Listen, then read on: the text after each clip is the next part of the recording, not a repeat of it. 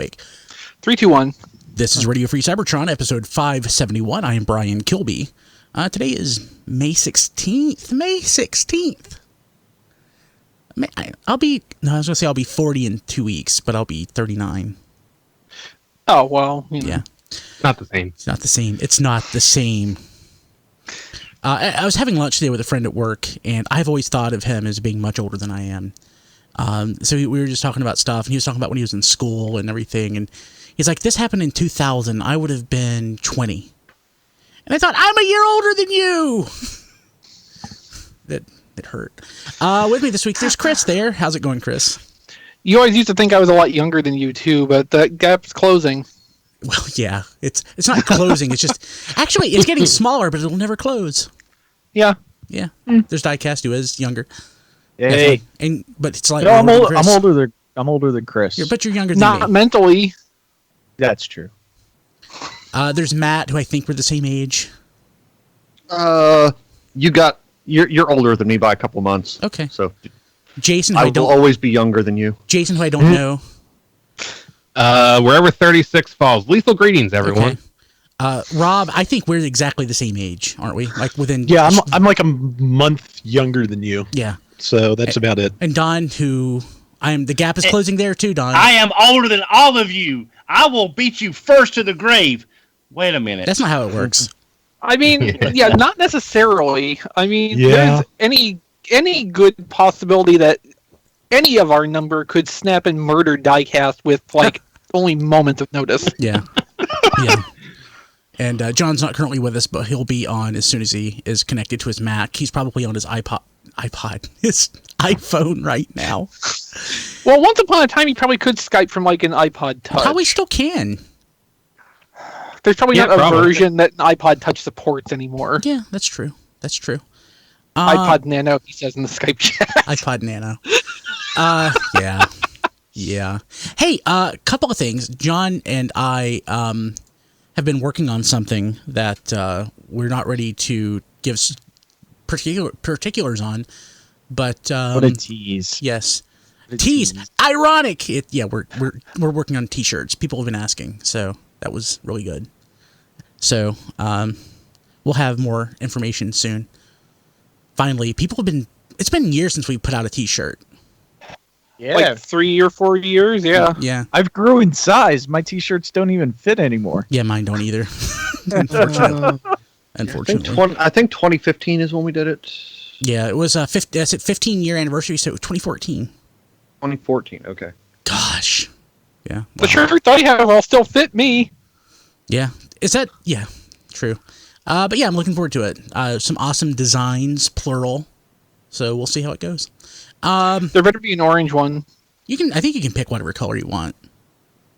Well, it's not as fun if it's, like, actually my choice. Like, I want to, force everybody to have orange. We'll make an orange shirt for you. I like the new, and I'm sure John did it, so good job, John. Of course he did. The new logo on Twitter and Facebook. Twitter. Yeah. Yeah. And Instagram. I noticed it on Twitter, but I like it. Like, you can tell stuff that John does compared to what I do, because what John does looks good. I mean, I was gonna say it, but you beat me to it, and also it's probably better overall if you say bad things about you more than I do. I just assume we always leave everything to John in that category because he rocks. Yeah, I mean, largely. Yeah, pretty much. Pretty much. Well, when Brian and I first started doing the idea for my show, I went into MS Paint for the first time that I've ever used it. The first time? Brian, yeah, I've just never used MS Paint before for anything. And Brian, do you remember me sending you the MS Paint logo that I did? Do you remember getting that? I honestly, I remember you doing it. I don't remember what it looked like, though. Oh, maybe it was saved somewhere. I did somewhere. I can find it somewhere. It's Patreon content. It's just... Yeah, if we were to do a Patreon. Yeah, Don used the MS Paint for the first time. Well, heck, I just figured out a couple of weeks ago how to do a screenshot on the computer. I know we were there. We were there, Don. Yeah. Don, so there are people who have their own personal Patreon, like McFeely. You should do a Don Patreon, and then like one of the Patreon. Petri done, and then one of the rewards could be like you would do somebody's portrait in MS Paint. Will you do my Brian, voicemail next time we're at an event? Like, I want Don being like, Massey, stop it! And then, you reached the cell phone of Diecast. He's not available right now. I love this. This is Diecast phone. Perhaps you've heard of him. Hey, that's my shtick. Yeah, that's great. Oh man, I was trying to think if I got anything this week, toy wise. I know I got billed for something today. Ugh, my Grand Max finally. I'm gonna have to find a spot for it. I don't think I got anything. I saw I know that Chris had tweeted out today that was it Wave 3 of Titan's Return? 5. Showing up at Ollie's. I saw those, but I skipped them because I have them. But right. Yeah, I got nothing. Anybody get anything? Diecast, I heard you got a pile of stuff. Yeah. First thing I got, I'm trying to sticker her up right now. I got the Fans Toys Arcee, which is beautiful. I really like it. Really, really like it. When are you getting Leia? When they find the other half of her that they lost. That'll be an upgrade kit next year. When Zhang does their version, that's when they'll include the back half of the car. Yeah. Probably. Yeah. So, yeah, I got her. I'm really happy with her. Now, Customs must have opened all the stuff that came to me because, like, the heads were outside the packaging. The instructions were actually thrown. How the Fans Toys usually come in their own plastic wrapping. The instructions were thrown in the plastic wrapping. Were not in the box at all. Okay. Yeah, so they actually opened up everything in this shipment, which was a little weird. You're starting to attract attention. Yeah, they're like, oh man, this guy's getting another package. There's got to be drugs in this. Cocaine. Technically, it is plastic crack, So. Yes, I got the Legendary Toys LT02, which is their movie Optimus Prime. Better paint, better QC. Is that a knockoff of the movie Masterpiece? Yes. Kind of looks different from the box. Yeah. Oh yeah, you can tell from the box. It fits together properly, right? I didn't transform it yet, but it actually comes in a clamshell where they actually put a plastic piece on top to protect the figure from the cardboard, which Hasbro or Takara left out. So I do appreciate this extra, piece of plastic that they've been forgetting. Remember some of the Fun Pub subscription figures and the club exclusives that didn't ship with a top foam? Yeah. Apparently, they didn't learn from that because they're trying to. Fun Pub did all of their packaging on their own. That was not anything to do with Hasbro because Hasbro sent them the stuff in baggies. Right. But I'm saying that the Masterpiece packaging used to be a lot better than what it's gone down to, at least on the movie side. Gotta save those pennies where you can. I also got the Legend Seaspray. Oh, cool. I forget who's the orange dude. You probably know. It says in the Lion. And I don't know, we didn't get him in the U.S., did we? No, we did. That's Sawback. It's Sawback. Right. But it's painted as Lion. Yeah, it's supposed to be the same character, but Hasbro went with a name they can trademark. And I think Don was asking me about these. Oh yeah, the Jimbo. Yeah, these are the upscaled ones, and they're a lot bigger in person than I thought they were going to be. Like here she is next to RC. Yeah. I watched a review of I watched a review, and they're about a third to a half, maybe bigger than the original Generation Toys versions. Oh, okay, but they're also it's also about 2 for $70, and in a set of 2 versus the 99 a piece. Really nice ratchet. Really. Wait, which one is that based on? So Generation Toys. Okay. Is that Gravity Builder? Because Yeah. Everyone knows I love my. I really wasn't. So Yeah, I really wasn't planning on getting another Devastator, but if those do well and they do an orange or a yellow, I might get those. So that way I've got the color variation in a different mold. Because I have 2 green Devastators now, and that's good enough for me on the green Devastators. And then speaking of Generation Toy Gravity Builder, I got the last 2 of the clear ones that I needed. These are also knockoff, so I can actually build my clear. Now, how did you? Be sure to film all of you. Be sure to film the whole process of you assembling it for the first time, in case it all shatters underneath its own weight. Crumple. It is possible. This plastic quality is not the best on. Plastic's not the most robust either. So okay, so that's not by the same. That's not by the same folks that did the other ones. It's by, I think it's NK, but it's their clear version of it, which is, and the MBK is a lesser quality than. Yeah, I remember a review or 2 from them. And then I also got, Brian will like this, and this is one that was open too. I mean, all of them that were open, but this one, I think the instructions were actually missing, so I have no idea how to transform this.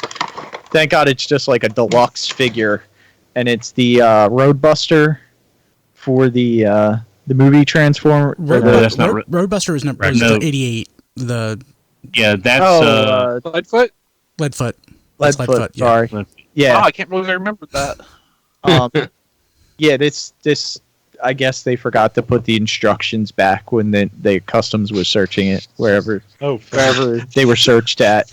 So is that's not upscaled or anything? That's just a knockoff. It's not a knockoff. It's a new design. Yeah, it's third party. Oh, so it's not okay. So I was thinking it was a knockoff of the really rare Takara deluxe size figure. That wouldn't be a bad idea either. I mean, they're out there. If you check eBay, they're all basically knockoffs. This company is the one that's doing all 3 of them in their weaponized vehicle modes. Yeah, we talked about that last month, I think. I just can't remember the name of the company. I'm looking on the box, and it's all in Chinese, so I can't tell. That doesn't help. Yeah. Diecast, at this point, you really should just start learning Chinese. That's not a bad idea, actually. I think I'm picking it up a little bit, which is scary. No, I really doubt you are. It's easy to pick up a few words in the spoken language. I don't think it's possible to just pick up written Chinese. It's so awesome because this week I started training someone at work. In Chinese? No, but their wife is from China. So he was like, if you need anything translated, just give it to me and I'll have her translate it for you. So I do have a translator now, which is awesome. Yeah. See, Doc, that's kind of like me watching Master Force and Victory on VHS and saying that I've picked up a few words. Yeah. Master you do Force! after a while, but it takes a long time. Yeah. I didn't. So anything else, Diecast? I think that's it. That's cool. Wait, one more. Oh no. One more thing. I got Blue Bisque because I got my Big Bad Toy Store order, and this was actually the only Transformer in it. But it's a good one because I've never seen him in stores around here, so I'm really glad I picked him up off Big Bad Toy Store. Yeah. It looks like Toy House Factory did the wreckers. Okay. I was going to mention this during the big item since it's related, but I'll go ahead and, since we're talking about stuff we get, I went to pre-order MP-42 Cordon from Amazon Japan, and I got the sorry we cannot ship this to this address notification. Oh. I also got it on that Voltron we looked at. Was it a model kit? The 6-inch one that's coming out. Super mini plot. Yeah. That you can order from Big Bad Toy Store. Yeah. Or a number of online retailers. Yeah. So I'm just I forgot who it was mentioned I should go through HLJ, and I'm like, yeah, I should. I just got so used to using Amazon because I like it. Well, it's so fast. Yeah, but I can get back. I can get back to HLJ. I've tried to order Super Mini Plow a couple times from Amazon Japan, and it will never ship. Yeah, sadness. Yeah, I don't want to pay like markup on any of those those Masterpiece figures. And I got a weird charge on my card this week from Amazon Japan as well. It was like $1. It's like they were trying to validate that my card was still active or something. The only thing I have pre-ordered is Dinobot. Yeah, that would be a ways off for an authorization charge. Yeah, it was weird. Don't know. Matt, did you get anything? No, because I have to buy a new car. Oh yeah, I'm sorry. I did pay for Grand Maximus today though. So let's see who gets it first. I'm actually going to hold off on a little bit. I've got some other stuff on pre-order. I want to ship together. So I was dumb enough to say I was dumb enough to order mine and say ship it immediately. So. Okay, yeah, you'll get it first. Well, no, I did the Super Saver shipping instead of so yeah, I probably won't. Well, no, Matt just said that he's going to have his sit on for a while. I'm waiting on for pre-orders. And I'm saying because I did the Super Saver shipping, it might be next year before I get mine. Don walked away, so I can't ask him anymore. He forfeits his turn. Don either went to the bathroom or his bedroom, or that room that's full of really sad plastic shelving with really rare Japanese toys laying everywhere like they're Armada figures. Yeah, that room really makes me sad. Oh my god. Maybe one year we should all just take a trip out that way for Don's birthday or something and all pile into his house and renovate his displays for him. Yes, I could put it together properly.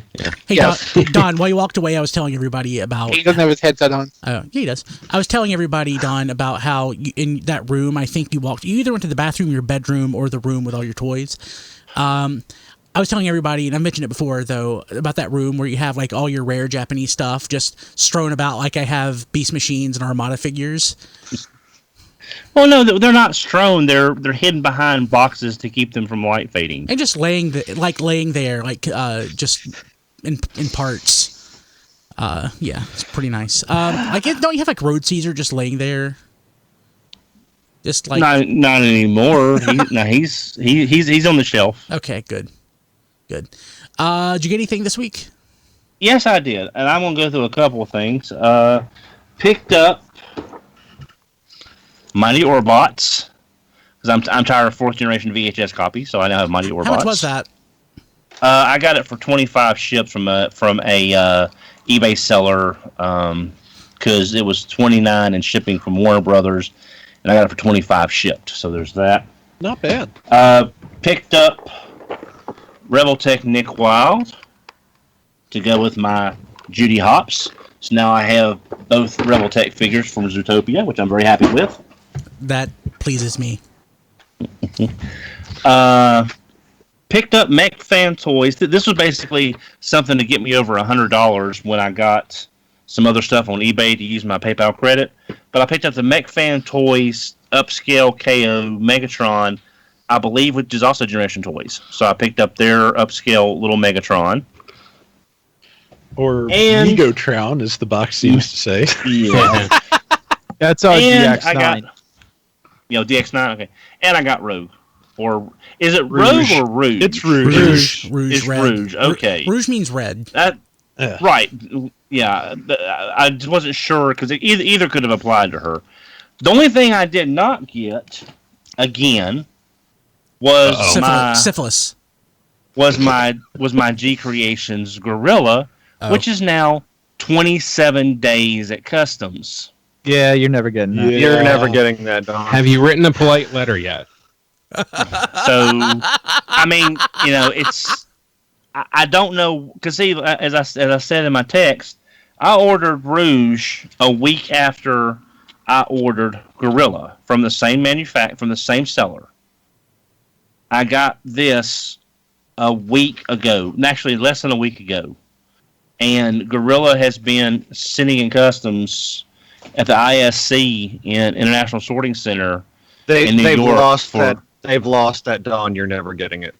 They've destroyed it. Yeah, somebody destroyed that home to their kids. Yes, exactly. But I can't do anything until after the estimated delivery date of the 24th with eBay. So I'm going to have to wait and see what's going on. But I can't do anything until then. So maybe it will show up in that time still somehow. maybe it's just I've never had a package. Like I said, this guy has been very reliable. His stuff is pretty much bulletproof packed, and I've never had a package delayed like that. And I figured of all the things to get shipped, the toy gun Megatron gets through, and the giant gorilla doesn't. Well, it's a giant gorilla. There are laws about letting giant gorillas into the country. Didn't you make that joke last week, Diecast? No. I just noticed in the chat, and thank you all for joining us in the chat at tfradio.net/live, that I've been turning ultra low latency on, which means that the chat is really in sync with the show, and we can communicate back and forth, but I didn't turn it on this week because it doesn't default to it. Oh. Boo. Also, I'd like to point out while we're taking a chat break here that while Don went through some eBay seller or something, he could have gone to tfradio.net/Amazon for his Mighty Orbots, which Blade Raider points out is on Amazon for $25. Yep. Yep. Twitch is only like 5 seconds latency, so if anyone wants to switch over there and be more current. Yeah. We love you, chat. We really do. I was thinking, like, man, how long have we had a chat? It's like almost 10 years. Oof. I was going back and listening. So here's a spoiler for people who listen to the podcast. So I've always tried to do a stinger at the end of the show or like an Easter egg. And usually it's just like a little like something I cut out of the show. For the last few episodes, I've been going back and finding classic segments from RFC, trying to go back at least 10 years, or sometimes all the way back to the beginning. And but I was listening to an episode from like 2011. And we were talking about somebody in the chat said this, and I'm like, holy crap, I forgot that we had a chat that far back. It might have been like 2010, so wow. So crazy. But yeah, I don't know what we're going to talk about. I don't know what we're going to have at the end of this episode, but it will probably take place on this week, May 16th. I'm certain there's an episode from May 16th in the past. So, what do we got going on? Don, you said what you had. Rob, did you get anything? I got a couple of things off of my Amazon wish list this week. Oh, cool. What'd you get? My one friend Tony sent me a copy of Dynasty Warriors 9 for the PS4. And except for a glitch where I spent like the first 8 to 10 hours of the game unable to advance the story, it's pretty good. The good news is, when you restart the game, you keep all your gear, all your experience, everything you've collected and done. It just restarts the story mode for you. So, if you're looking for a standard Dynasty Warriors game, you'll be disappointed. If you're looking for what you would get a Bethesda made a Dynasty Warriors game, actually pretty good. Also, I don't know who did it, but thank you to whoever sent me 66 Action Mega Man X. That is a really nice little figure. What is that? The 66 action figures are like tiny little superposable figures, slightly like super deformed squatty kind of things. But in the case of Mega Man, that works out because it kind of puts him in his original Super Nintendo proportions, more or less. Okay. Yeah, this is a 66 action Kamen Rider. Gotcha. Yeah. So it's a nice figure. It's got good articulation. The upper arm swivels do tend to want to fall off every once in a while because they're tiny little pegs, but other than that, it's really quite nice. Yeah, any straight peg joint will have a tendency to want to pop off pretty easily. Yeah, so since there was no note, thank you very much to whoever got that for me if you're listening. Cool. Jason, did you get anything? In theory, someday my Wave 2 Power of the Prime stuff will ship. In theory. Yeah. Someday. I need to actually go back and see what I'm missing. I know I have the Voyagers in my pile of loot. I don't remember if I'm missing anything else. Don't know. Hey, so no This Week in History, because we couldn't find anything that was interesting. So, for This Week in History, listen to the end of the show after the credits, because we'll have something from history. Oh, but John is here now, and he wanted to talk about the one thing he got. Oh, John's here. John, what did you get? And welcome to the show. Thanks, Brian. I'm reporting live from my office where I have successfully set up my 7-foot-tall Geoffrey standee. So if you want to see what that looks like, you can just go to my Twitter feed at @ThatJohnD. But I mentioned this last week that I put my payment down of $40 cash, American currency, for him, and I picked him up Saturday night, the night that the Toys R Us outlet closed forever at the local mall. Very sad. And, here he is, his new forever home. Has it scared upstairs, John Luna's house. Has it scared the crap out of you yet? No. So for whatever reason, like in 1991, my dad got a Michael Richards Pepsi display. It was like Kramer, like holding a bottle of Pepsi, all freaked out. And we put it in the bathroom because we didn't have any other place to store it. And I didn't know it was in there, so I opened the door to go to the bathroom.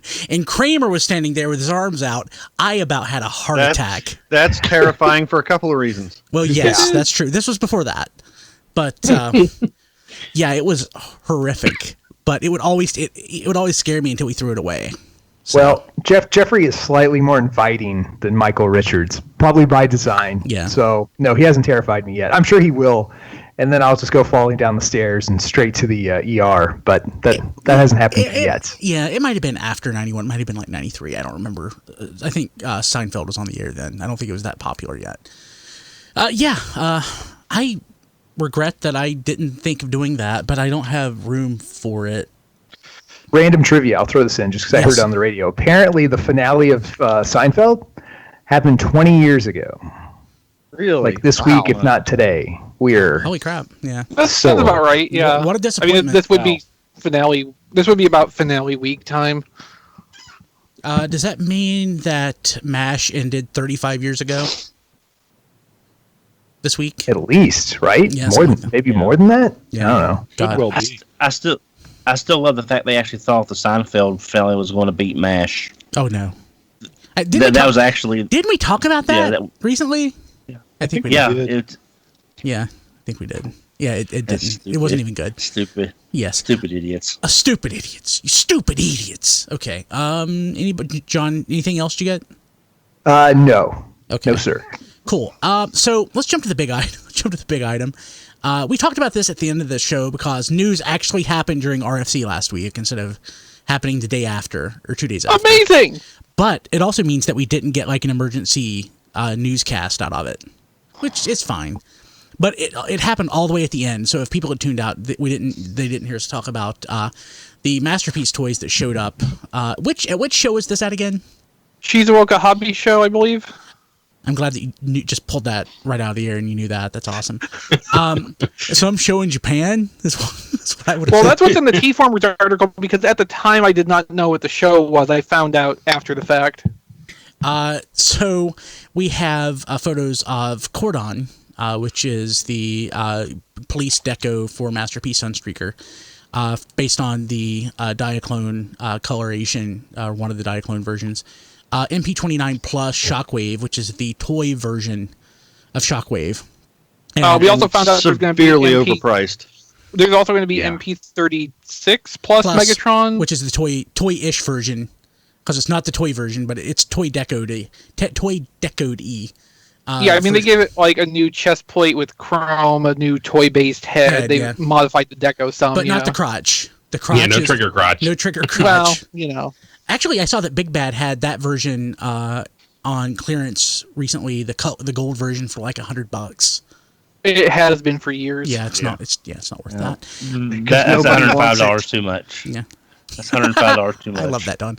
And MP-43 Beast Wars Megatron, which made me so very happy. Yes. Oh yeah. Yeah, great looking figure, right, Matt? You make sure to let Melvar on Twitter, 3 L's, 2 R's. I'm having a much better week this week. Thank you, but I was furious last week. You were in a bad mood. So furious. Well, he had reason to be. Oh yeah. And I just noticed that the thing isn't working. Windows update. I should have known not to update Windows to their big update of the summer or spring before doing the show. So. Yep. No pictures? Any guess on pricing? I will add, if I had one wish, this Masterpiece 43 Beast Wars Megatron would be slathered in chrome to hide the fact that it's made 100% out of gold plastic, so you don't know what you're paying $350 for. Oh man! They could do that. They could do that with the theoretical Transmetal Masterpiece Megatron, because the Hasbro Transmetal Megatron had a tendency to fracture on its brown plastic, and that would have reason to be covered in chrome. that's how I lost my original Megatron. Was I was transforming him and it literally shattered. Pyro did the same thing from the UK. Pyro did the exact same thing. That's why I won't buy any of those figures. Even though I was lucky I was able to get Beast Wars Metals Megatron for like $25. I'm kind of curious. What does everyone think the price is going to be on this? $250. 25,000. Yeah. That's $275. Oh, I really think Takara is going to do everything they can to keep the price ceiling of Masterpiece at 25,000. I don't think that's a benchmark they want to break if they can help it. Well, and it doesn't need to be expensive. It doesn't need to be as physically complex as Dinobot is, so even though it's going to be a little bit bigger, the reduced engineering cost can probably balance that out to their cap price. Although he's not that much bigger than Dinobot in the one photo He's not supposed to be. No, Dinobot's about He's not supposed to be. Yeah. And Megatron's a head taller than Dinobot at most in show. Yeah, and that Dinobot, I mean, that Megatron doesn't really have a ton of accessories. You could add like a effect part for the beast mouth blaster effect. Yeah, and they're probably some kind of maybe either missile launch effect part for the tail, because that was something that happened a couple times. Yeah. But, I mean, I'm sure they'll have accessories for it. They may just not be showing them off yet. Right, but I'm saying there's not that much you could put with this Megatron that makes sense. So with a lower accessory count, that may help keep the price down and be more accurate. What I'm saying is the prices on these things just keep going up because we have a couple of recolors here that are far more expensive than their initial uses. I mean, the Plus Shockwave is going for like $200 US, and the original was $120. Yeah. Mm-hmm. Masterpiece Cordon is, well, I mean, we've got, import American prices, but that's at $140, and Sunstreaker wasn't anywhere near that. I paid $90 for it. But the thing with Shockwave, though, they got to pay more for the darker paint. A lot more, apparently. Did they get that from Lamborghini too? I hate how much I like that on it. Though. Yeah, Shockwave. I really want it, but I really don't want to pay $200. Yeah, that's the one I'd get if I could afford it. Jeez. Well, see, and what's sad is they could have done that in all spark blue from the Power Core Combiner line and sold it as G2 Shockwave for like $90. Or made a Galactic Man version of it, which they probably wouldn't do, but that would be the one that I would really want. Yeah. Yeah, that would be me too. God, I want a Galactic Man version of that. Yeah. So I would like that. To Don's point about Megatron not having a lot of accessories and that keeping the price down, let's think to Dinobot again, because Dinobot doesn't have a lot of accessories either, and then they included that display stand with it to kind of make up for that perceived lack of material to the toy and use that to help justify the price point. So even if they don't have a lot of accessories to include with Megatron, they might do something like that still, just to make it so like, okay, this looks like it's a 25,000 yen product. I have a really bad feeling about MP-09. I worry, about Beast Wars Dinobot. I worry that it's going to be another MP-09. For whatever reason, I feel that I'm going to open it and it's going to break. Because it looks like a parts tree in mid-transformation, perhaps? Yeah. But don't you open and break? Everybody, not everybody, but like MP-09 was fragile. Yeah, the majority of MP-09 owners ended up with broken MP-09s, usually through no fault of their own, except that they wanted to own that toy. Yeah, go ahead, Don. Yeah. No, I'm just saying that they might add the stuff there to make the perceived value at the 200 at that yen price point, but Dinobot has a lot more engineering. I know Chris has mentioned this before. There's more engineering cost in getting Dinobot to work like he's supposed to work versus Magic the powder Megatron. doesn't come cheap. No, exactly. So I'm thinking if that's why it's got to be knocked off, because they don't have to pay any of those costs. Yeah.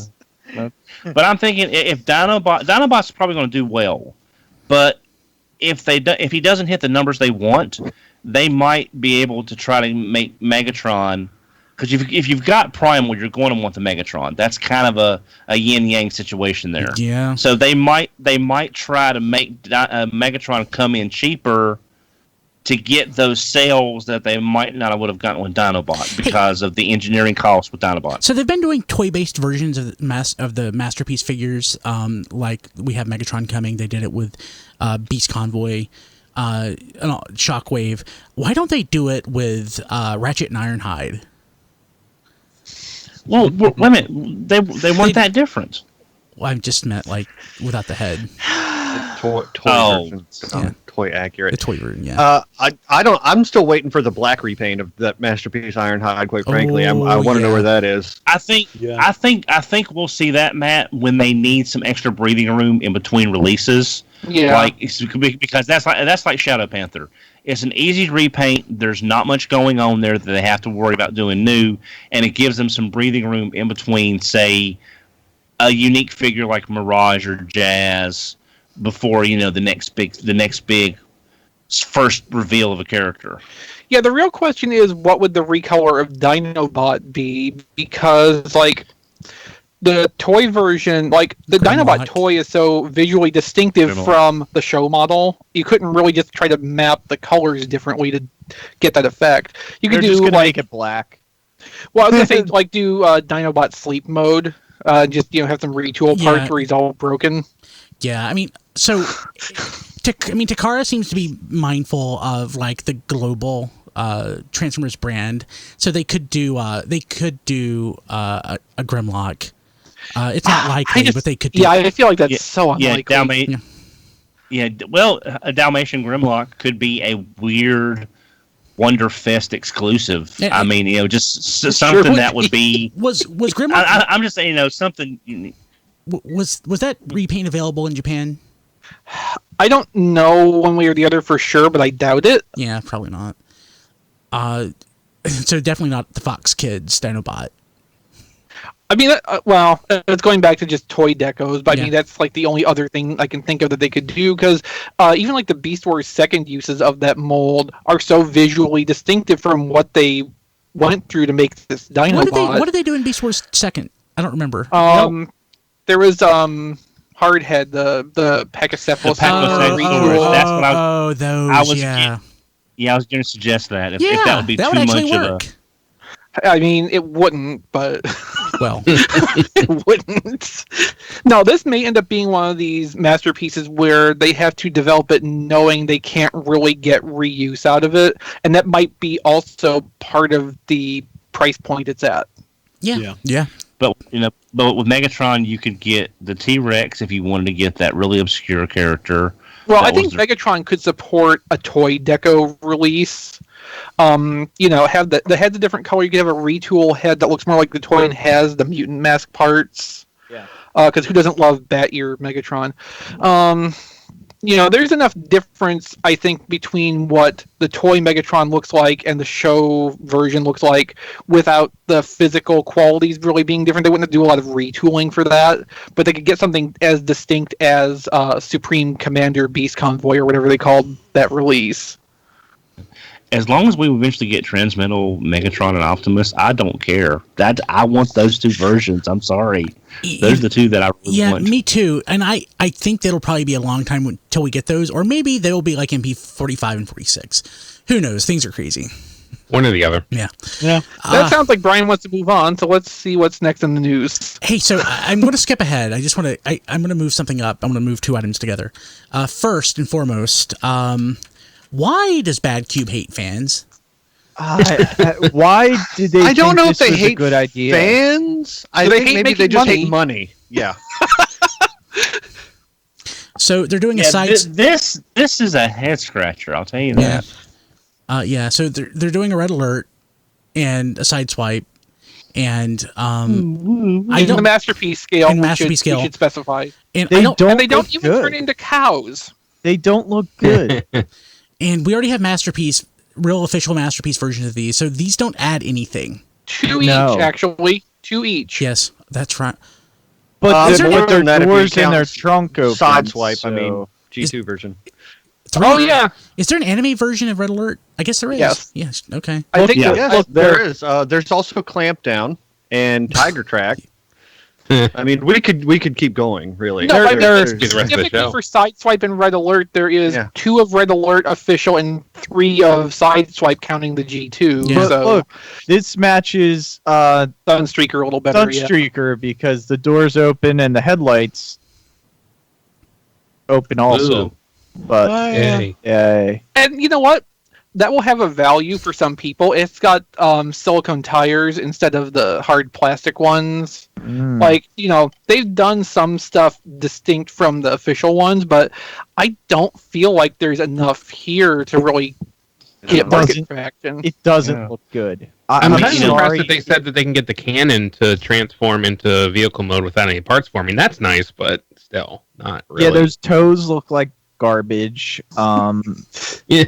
It'll probably fall apart in 100 pieces in order to put it back together. It's funny that, to your point, though, how it matches Sunstreaker. It matches Sunstreaker, but not Sunsurge. It's Badcube, so it'll be a nightmare to transform. Yeah. Does Sunsurge happen to match the official MP Sideswipe better than the Sunstreaker? No, it Well, doesn't. I mean, you might be able to answer that question if you could ever finish transforming it. Oh, that, yeah. Oh, I did once. I did a video on that, and I would say he probably lines up pretty good with. Yeah, it's just good. Then you can have 2 teams of very subtly different alternate universe Autobots for no reason. It's just hilarious to me that they Badcube has Steamroll beside of a character that they have a very notable third-party version of. Yes, but it's the official instead of their version. It's just that's crazy. I also thought that was strange. I'm looking at it. I'm like, wait, that's the official. That's not Sunsurge. So I'm assuming this is. Well, they did that because everybody sold their Sunsurges when the official came out. So this photo here, the title of it is "Yes, We Know." But wait, perfect example. Matt just hit it on their head.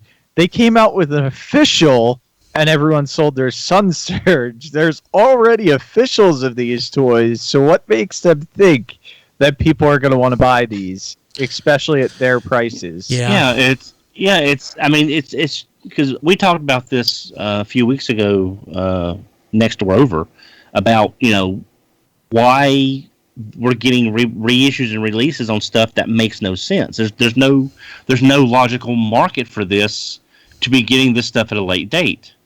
And this is a prime example of that. I just honestly can't see it's a Sideswipe example, why, actually. why they're wasting time and money on these figures when they've got other figures they could be doing. They should have had plenty of red alerts that this was not a good idea. If I remember, Keep going, guys. Keep going. If I remember some of their talking points on this correctly, they were also putting out that Sideswipe's paint finish will be high quality, which goes back to the first run of Masterpiece Sideswipe, which infamously had a lot of paint problems. But again, that's an issue from 5 years ago now. Yeah. So did Diecast Video mess up for anybody else? Yeah, I can't see. Yeah. I just see the top of his head. I'm fine with it though. Yeah, same here, Brian. Hey, another reissue that we have coming out too. We have Grinder and Sever, and I guess these sold out. Yeah. The Fans Toys Dinobots, yeah. And Fans Toys usually doesn't do large runs. I mean, they get so many pre-orders that they only make a little bit extra past their pre-orders because they know there's people that just refuse to pre-order, which is fine. I understand that. But if you didn't get it when it first came out within that amount of time, now they're gone. So people who couldn't get it when it originally came out, that are now looking for them can't find them. I see the appeal. I really do in these, except for Grimlock. Yeah. The downside is that the only Fans Toys that I have seen stick around are the G2 versions, because you can still get the blue Grimlock, the green Slag. I was going to ask. And the red-chested Swoop. Most places, and they're all over eBay for about the same prices as when they came out. So that's the $215 Don right now on Big Bad for grinder. Limited to 500 pieces. Yeah. I got a G2 grinder for $149 after coupon code and Dynamics, but that was just a. Did it have the head? No, I mean, I'm fine with the head he came with. It's not. Again, I watched a review. Basically, it boils down to it's not G1 enough. You watched my review? I had a review of that. He watched a review. I mean, isn't that just basically like toy versus cartoon styling between them? Yeah. It's so like the head that's on it is fine. I don't say I need to plopping down another $20 to $25 for a head when it's going to be in Dinobot mode most of the time anyway, and it looks fine. I'm using this as an example with Eric and the forearms thing. I'm not picking on Eric. I'm just saying something that why not? We all do. Yeah, come on. Something that minute is not going to ruin the look of a figure for me if there's a shape issue. Now something like Power of the Primes. Okay, so like this is masterpiece level stuff, and there's a certain expectation that goes with that. I can understand someone would want to have like their perfect vision of Grimlock is the toy they had when they were little, or the cartoon. Even if the color is different in the case of the G2 one, you might want something that looked like the cartoon, but is in these colors of the toy you had as a kid. Like, I like that the option exists, but I mean, I agree in general, you probably don't need to spend the extra money on that. It is like functionally just as well, but if it really is important to you, I mean, you'd rather have that be there than not. Yeah. I mean, I do have a review of both heads because I got the additional head, and I don't think $25 for good head is that much. I mean, diecast. It's the thing is though, for me with the G2 Grimlock, if I was going to buy this again, I would want the G2 Grimlock that I saw, which was the lighter Powder Puff Carolina blue. But we all know the batches and the coloration batches on the G2 stuff. Yeah. On that Grimlock was across the board. So what I saw was obviously a variant color, not the traditional blue color. But that's the G2 Grimlock I never bought was the Carolina blue one. I have the deep blue. I would like to have that one as well, Don. I have a G1 color ones with the G2 Tampograph on it being the only proof it's actually G2. Yeah. I have a pink Transmetal Optimus Primal. Oh yeah. Is that from Metals or is that?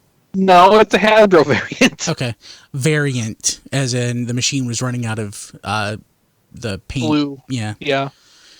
Okay, cool. So I'm never buying these I don't think, even though I do secretly lust over those Fan Toys Dinobots. Oh, I've got all five. My Grimlock is MP Grimlock, but I did, like I said, I've got the G2 version to have the grinder mold. And of all the third party stuff, I do kind of regret in retrospect buying. Those are not one of them. Yeah, originally, especially when wasn't Sever wasn't the first one. Which was the first one? Scoria. When Scoria came out, I thought, why are they doing these? And then why do they have these platform shoes for Grimlock? But I think my opinion has evolved on these. I do really like them. They're pretty. I wish but I'm not spending that much money. Especially now.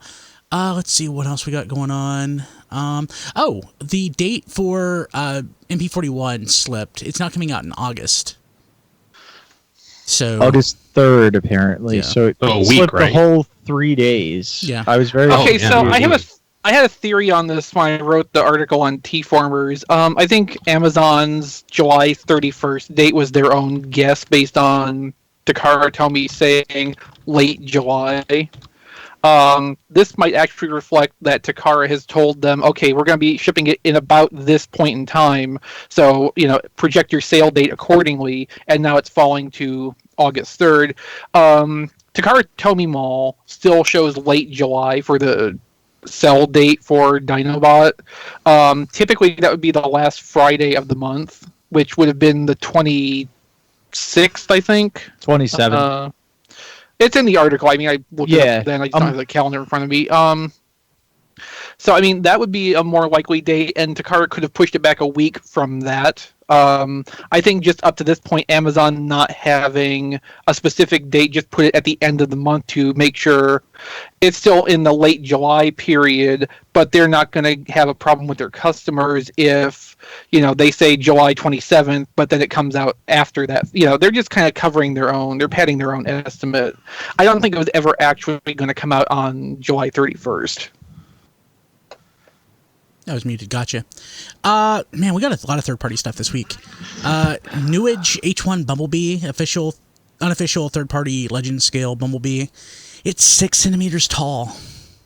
Mm-hmm. Aw, it's such a little cute thing. Yeah. Let's see how he looks. That's kind of ridiculous. Yeah. I like it. The robot mode looks really good. I approve. I think it's funny that it's coming out. Is that the DX9 trailer?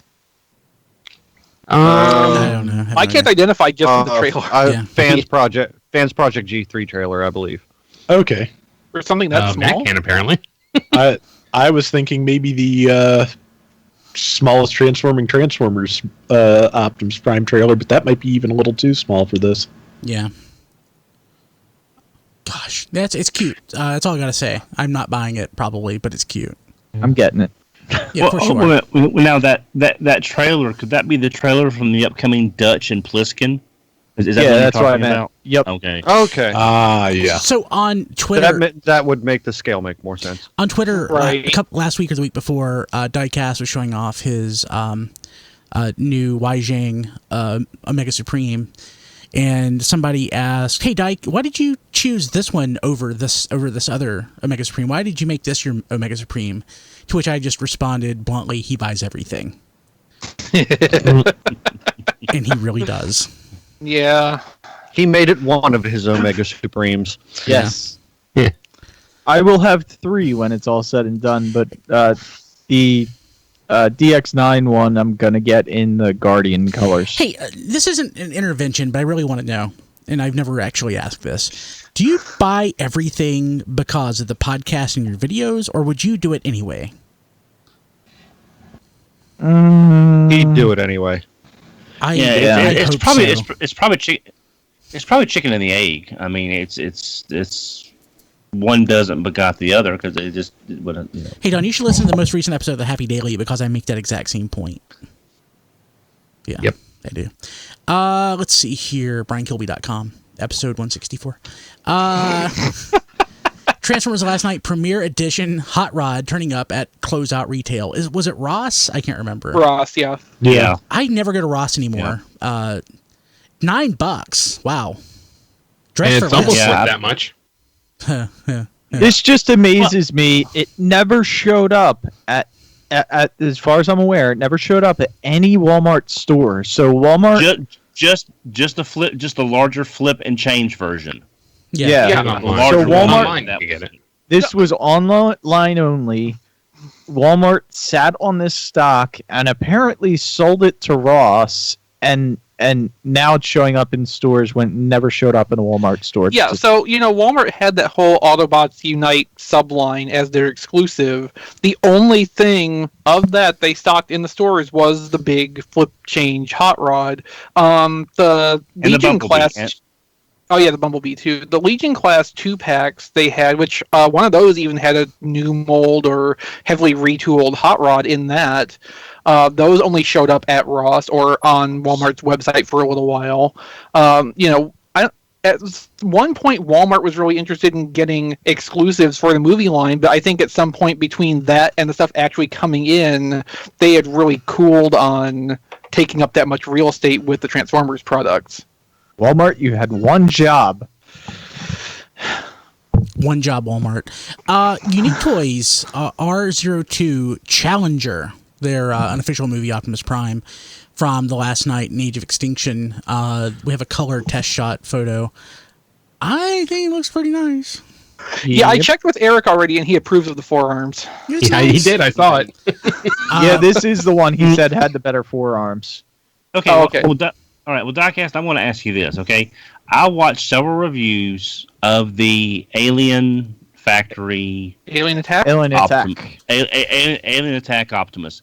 It was complicated but I like the fact that everything pegged together, and it seemed to have everything knew where it needed to go.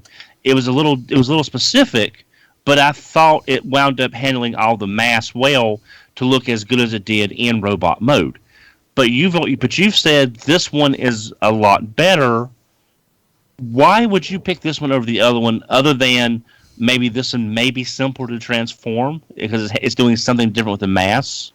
It's unique toys. I mean, for me, they proved what they can do with Peru Kill. Yeah, and I think that's what a lot of people. What did Peru do? Yeah. Well, Peru did try to kill us with a giant crystal, so that was a thing. Okay. And again, the forearms are better on this. I just didn't like the feel of the other one in hand. It felt a little cheap in spots, and I didn't even transform it. I sold it on eBay before I figured out could damage it transforming it and rub paint off and do all that stuff. So I can at least say on eBay, like, I opened it, it just wasn't for me. I didn't even transform it. So that's what I did. It's just the engineering on the alien on the other one looked like everything really had a place and everything, and they dealt with all the kibble in both modes, so he wasn't sporting half a truck on his back. I just didn't know why you picked this one over that one. I will note at this juncture that they seem to be very careful about the angles they're showing the truck mode from, so there may be some problems they're trying to disguise at this early stage. Problems in disguise. Well, this actually should be a late stage, because I think this was estimated to come out in December or January of December 2017 or January 2018, so this should be pretty close to coming out, I would assume. Well, if it's this late, who can tell? Yep.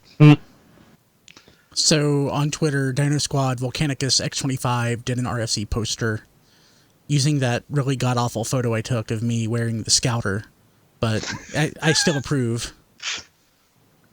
I'll show it here. Oh, nice. Yeah. Yeah, I think you've actually got the worst picture on there. Yeah. That's saying a lot with me on there. It's pretty funny. Although no Rob, that's sad.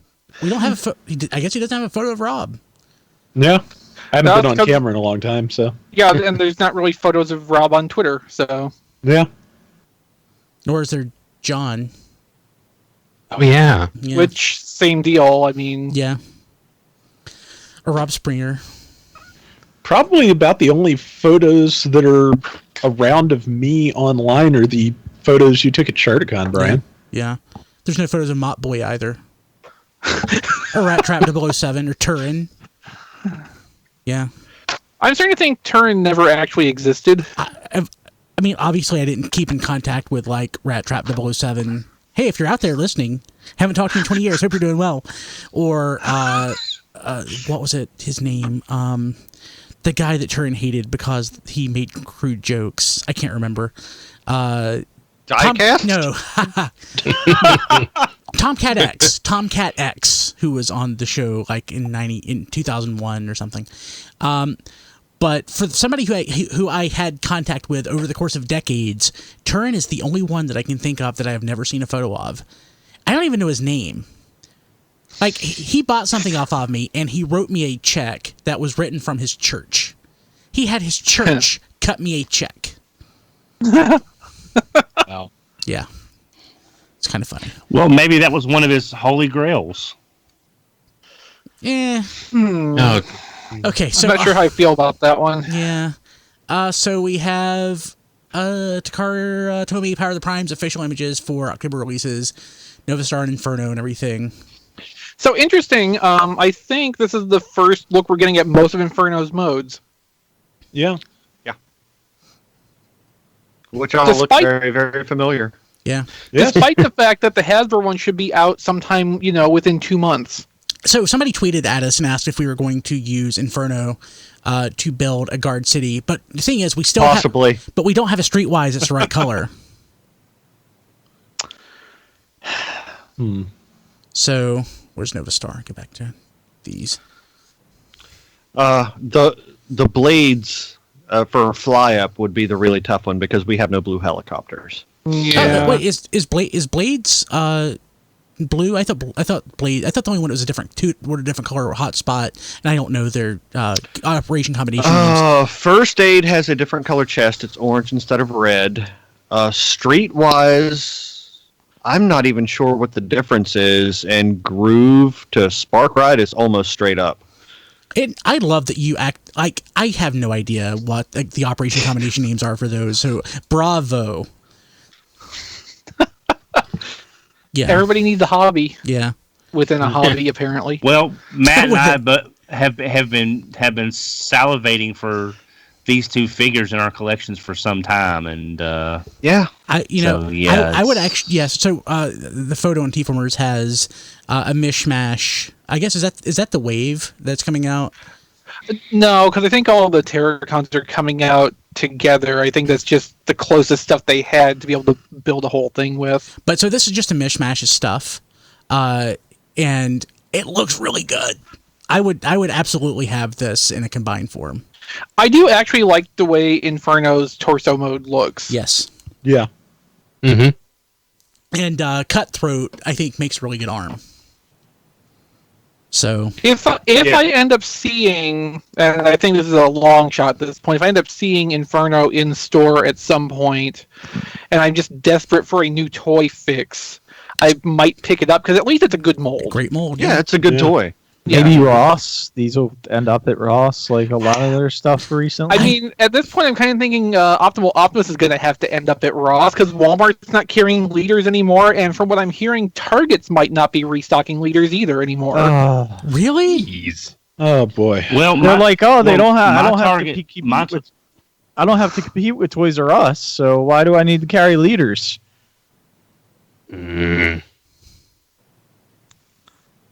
Well, my Target just got in a refresh box of Grimlock and Blackout when it was just literally one case of two. And that's the two leaders I've seen for a couple. That's probably more what it is. It's not so much that they don't think they have to compete and carry all the price points anymore. They're wanting to devote leader class space and some of the other spaces to the new movie line or expanding their more affordable toy selection. Yeah. Because I mean, how many $50 leaders do they sell as opposed to $15, $16 deluxes? Yeah. I was just going to say their leaders or their movie figures always do so well for them. So, why not eliminate generations and just go straight to movie? Okay, I want to jump to the last news item. And I love this so much. It's the most hideous and wonderful thing I've seen in a while. I am not a fan of what Rob Springer dubbed the shampoo bottle style toys, and this is kind of in that vein, except they're all vehicle mode. Is that supposed to be Optimus, the cab? Let's just go with yes. Yeah, so it's a vehicle transport that comes with, I guess that's Bumblebee and Drift. Okay. I don't know. I think it's just probably a very generic truck with a very generic car on it. So it's Ultra Magnus. It's Ultra Magnus, and it's carrying Bumblebee and Crosswise. Crosswise. Crosswise. No, it's Diaclone. It's Powered Convoy. No, the Diaclone Ultra Magnus. It's Powered Convoy. Yeah, that one. I mean, Crosswise, yes, is what I was trying to say earlier. Somehow these remind me of the Halloween costumes, the cheap plastic ones from when I was a kid, where you'd end up wearing a smock that said Spider-Man on it, so people could actually tell you were Spider-Man. So I was Boba Fett for 4 straight years. Yeah. So where's this coming out? Do we know? Well, the multi-brink thing is apparently Brazilian. Yeah. Okay, if you are listening from Brazil or anywhere in the area and you can get me this when it comes out, hit me up. Brian at tfradio.net or at bkilby on Twitter. They have a mixing truck.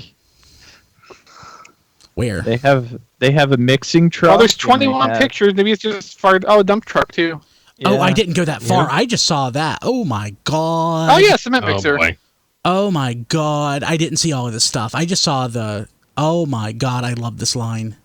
Oh, I want the one where it's the 2 bins, so I can like put little transformer parts in them and stuff. I do like the transport trailer with the jet. That's kind of entertaining. And then there's an easel too, if you want to draw. I don't need that, but oh my god. I love this. Oh, and a Brian is wagon. so easy to please. Everyone These are needs a kind of Transformers wagon. I mean, I could see getting my son the easel just because he actually kind of likes watching Bob Ross with me on weekends on Twitch. So that could be kind of fun. But other than that, I need No. this. That is great. Yeah, so I love how it's like 7 different attachments for the same base truck mold. That's great. yeah, really. Economical that way. Yeah. If it all came as a set and you could actually make any one of those trucks out of the same basic truck, I'd actually be more into that, I think, than just, separate generic vehicles. Okay. Oh yeah, some kind of gift set deal. So I'm gonna. Yeah. So real quick, I love Volcanicus's Dino Squad Volcanicus's listing obviously right now. So he heard my comment about not liking that photo of me. So he redid the poster. Now, for people watching the video, I'm going to show it. But I love his tweet. Poster 2 of RFC. It's basically the current cast in rank order. And I'm not last. I'm number 2. Diecast is last. I know. Good. I don't get this. But you know what? Thank you. I'm gonna go cry.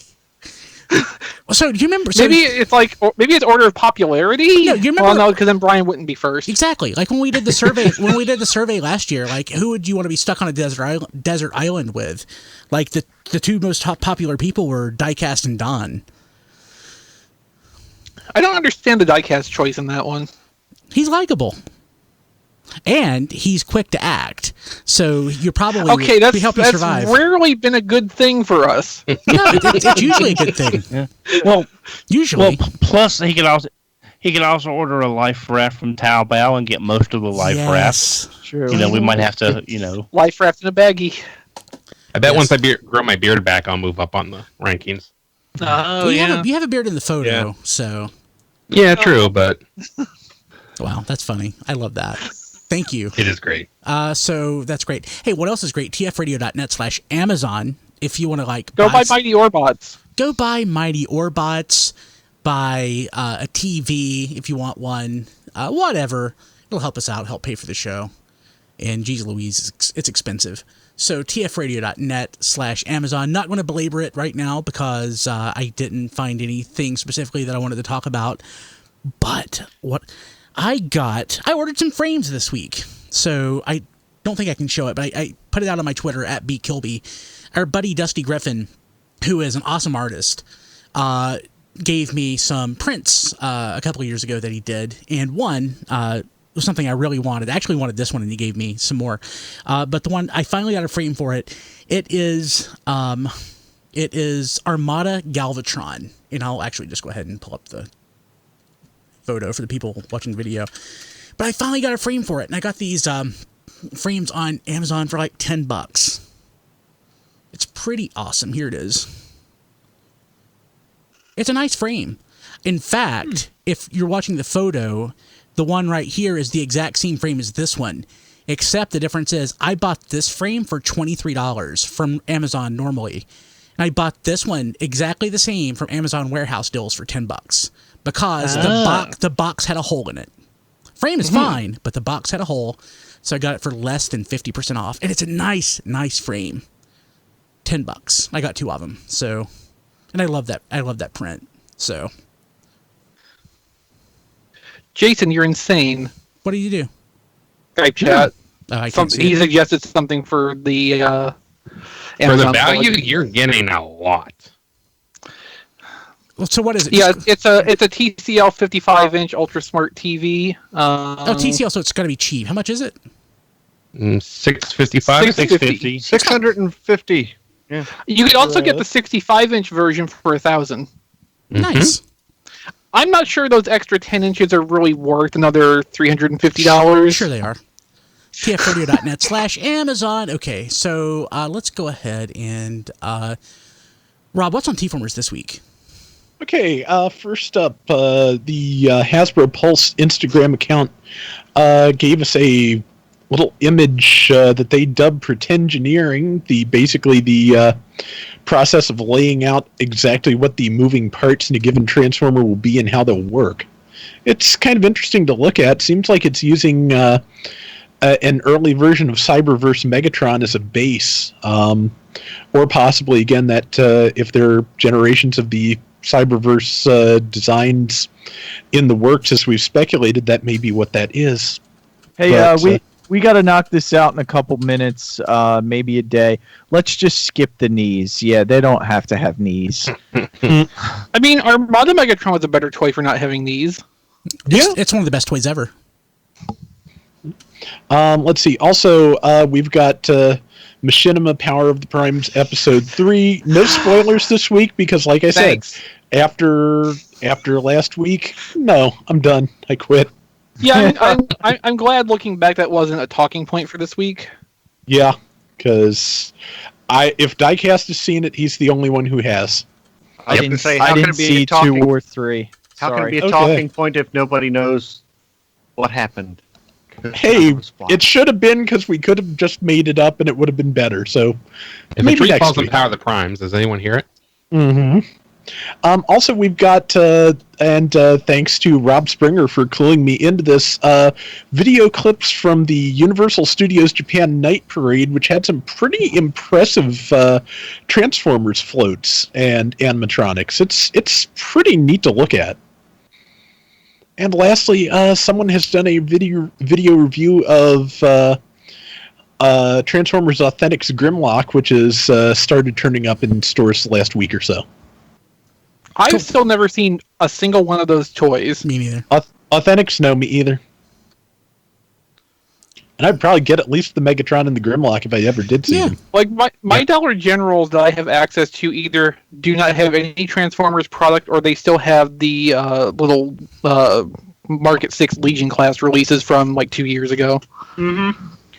Now, I yesterday I was at Family Dollar and I was at 2 different Family Dollars. I was at the store beside of them, and I saw the large size Optimus for $10, which is in the open packages like the Power Armor movie figures were. They were just in the open packages, but a clamshell over them. Then the other Family Dollar, I saw the smaller versions of those that were like $5.25, which was the exact same figure, just in a more legend size versus the bigger size. And I didn't realize they were doing them in 2 different sizes. Is that something that we had known about, the same figure in 2 sizes? I think there is a little bit of crossover between the 2 assortments, yeah. Like, one has Megatron and the other has Grimlock, but the other 3 figures are Optimus, Bumblebee, and Starscream, as I recall. Okay, because the store I was at had the Megatron, the Optimus, and the Bumblebee and Grimlock. So it had the 4 small ones, and then the other one had the larger Bumblebee and the larger Optimus, but I did not see a Grimlock there. But I didn't realize they were doing the same toy in 2 different sizes. Because I thought it was just a $10 version, and then Walgreens was getting their versions, the simpler figures. Yeah. So that kind of threw me for a loop there. So in my mind, this is one of those things we never had a lot of visibility because Hasbro never really talked much about these lower end items because they just throw them out there and you find them wherever. Even though they have a strategy around it, it's just that they never talk to it ever. Yeah. Hey Don, what's on the network this week? What's on the network this week? RPG Lessons Learned, episode 54, Planning Brian's Game. This week on RPG Lessons Learned, we help Brian plan his first session behind the screen. So I'm going to DM my first game here at some point this year. And one thing I thought about doing, the question was, hey Brian, what do you want to do after?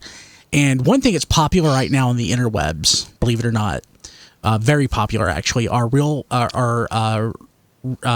actual plays of RPGs where basically people record their sessions, edit it down to something that is something like a story, and they post it. And I thought, if I could find a group of people who would want to play like a Transformers RPG tabletop, we could do that and like make that occasional content. I think it could be fun. I think it'd be a lot of fun. Oh yeah, I like it.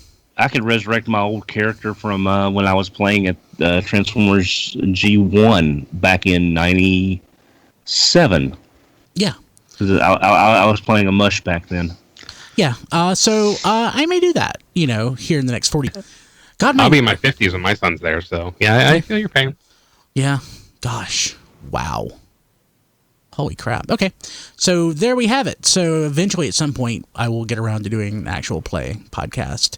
Eventually. So you can find Diecast. I almost forgot you have reviews up, right? Or at least one. I do. Well, yeah, I have one on the table waiting to be recorded, which is the Ultima Guard Omega Supreme from Weijang. But the review I got up was the knockoff G2 Superion in Combiner Wars packaging. And yeah, you should check that review out. It's great. Is the packaging the same size as a Combiner Wars combiner? It's close. Because the G1 combiner boxes are smaller. And the toys are smaller than the... Actually, so that's one of the few instances where, in my mind, where the new toys are larger, because typically stuff like that gets smaller because of the cost of plastic, but these toys are actually larger. Yeah, wow. Okay, I can't wait to check it out. I haven't watched it yet. They should have put more time into, or more money into the actual toy and less money into the packaging, and it would have probably been decent. Is the plastic quality that poor? It is poor, and I've never. It's bad. I've never seen plastic quality this poor. I can point you into the direction of a few things where the plastic quality is that bad or worse. Yeah, you definitely didn't get one of those Walgreens Fans Project knockoffs from that one Easter basket year.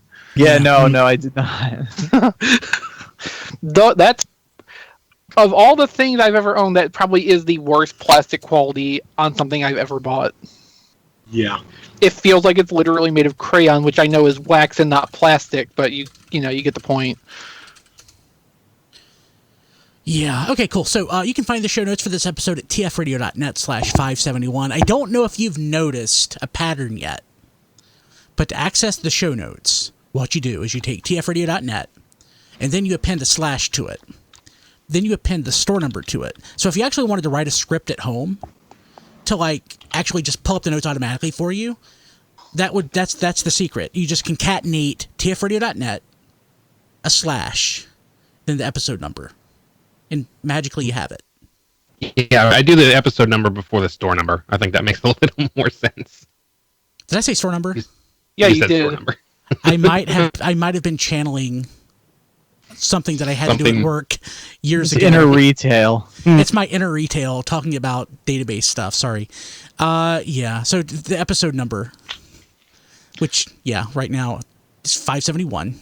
So this has been Radio Free Cybertron Store 571. Thanks for listening. Yeah. Yeah. Yeah. Pretty soon, Brian will say we've had how many series of shows, not seasons.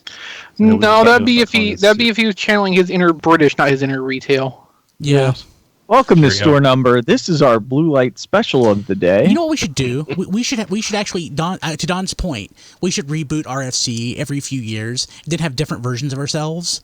So, like for one season, XV could be like a plucky, young, young, spunky version of XV with the same you name. suggested this 10 years ago, and we shot it down. Did I? Oh, it was a No, I mean not quite 10 years ago, but almost. Okay. Almost 10 years ago now. Yeah. Yeah, we've been doing this for almost 10 years now. Continuously. Continuously. Continuously. I still like my April Fool's joke, Brian, of us getting with all the other podcasts and everybody switching groups for that week or that month. Every group switches. So when someone logs in to watch their favorite one, it's a completely different cast. Don, I love the idea, except for the fact that it would cause people to stop listening to the podcasts. Well, plus the execution and lining people up. But I still think it sounds kind of cool in my head. I think the execution would be easy. Just the outcome is the problem. TFradio.net/571. You can also leave us a voicemail at 931-99-GOBOT, 931-994-6268. That's our store number. That's how you reach us. Call the store at 931-994-6268. We'll answer the phone, then we'll transfer you to a department, and you'll have to wait for an hour before somebody picks up.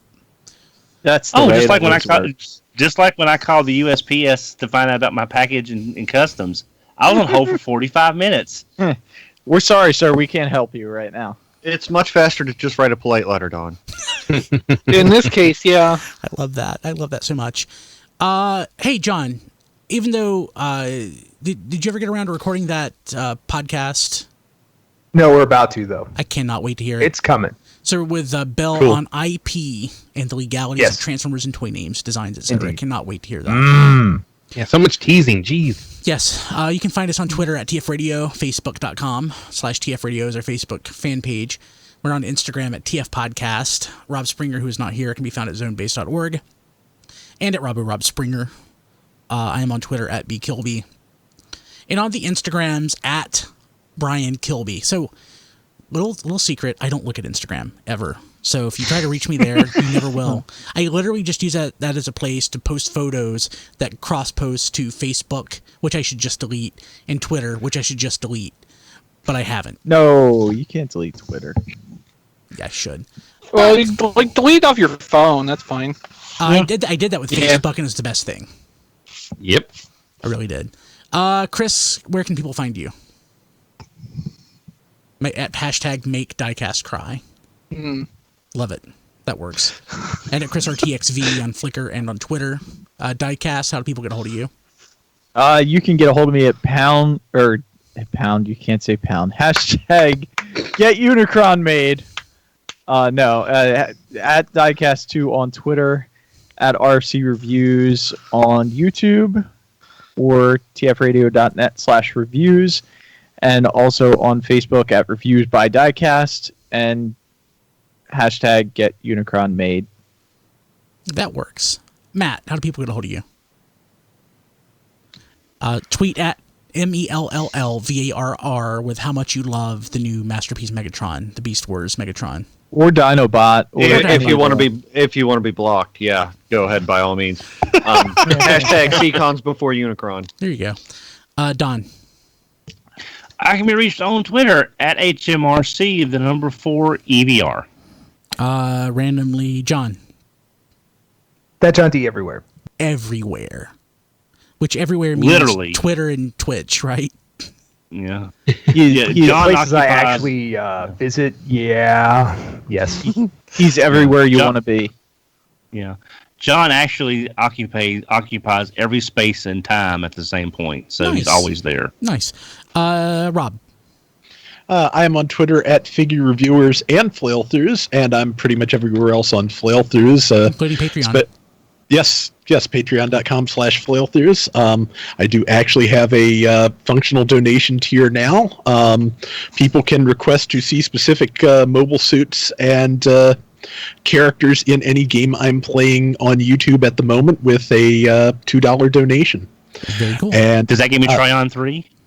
If Tryon 3 exists in New Gundam Breaker Dawn, I will let you know. And yes, but awesome.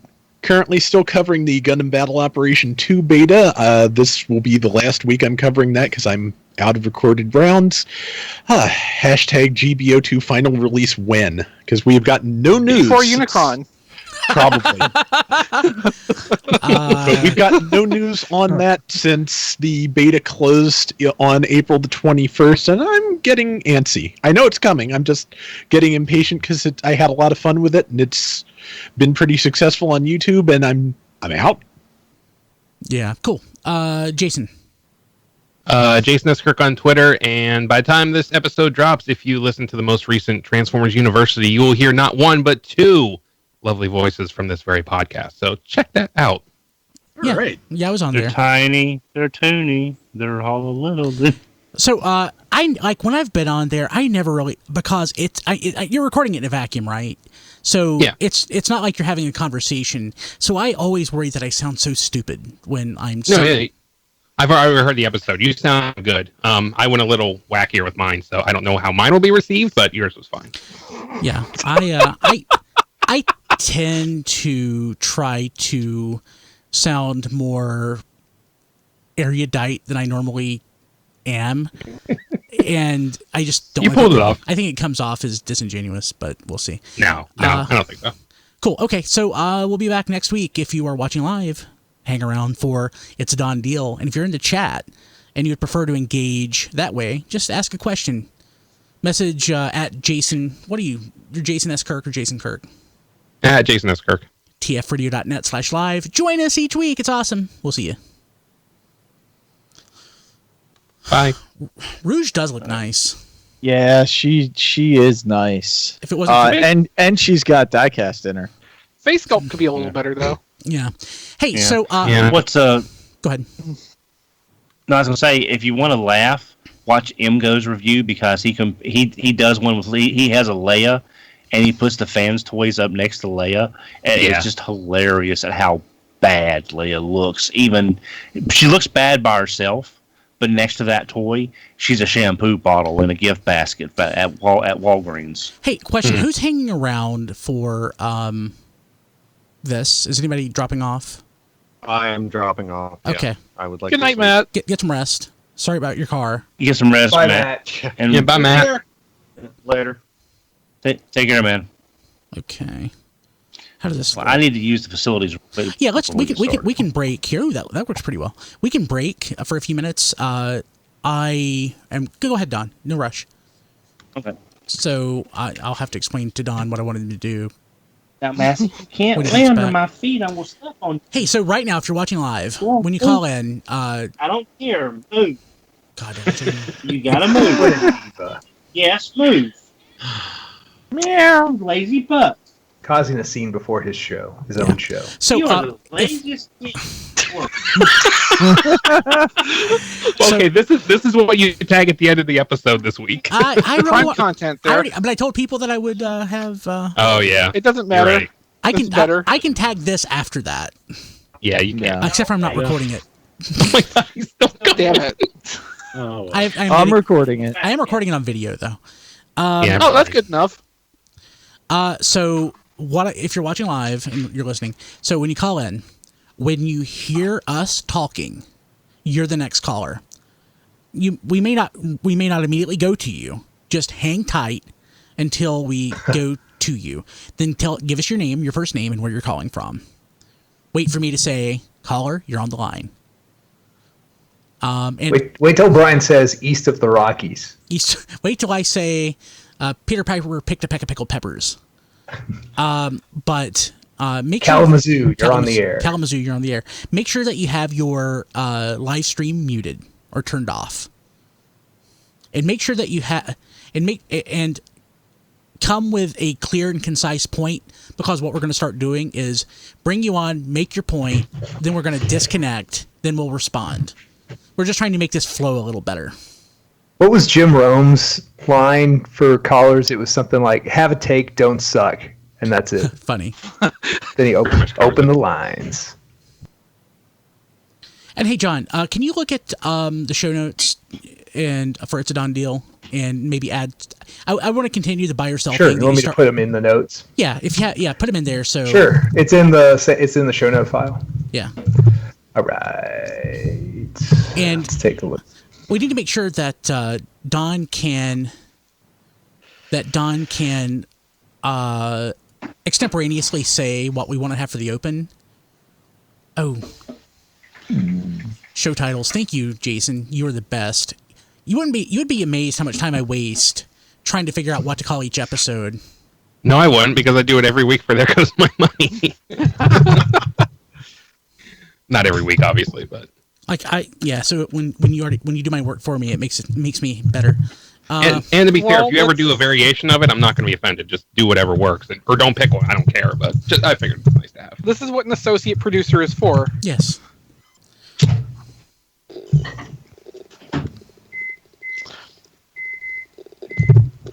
Oh, he must be making his bowl of coffee. Whatever keeps him alert through the show. Yeah, really. Okay, so I need to put this out on Twitter. We are going to...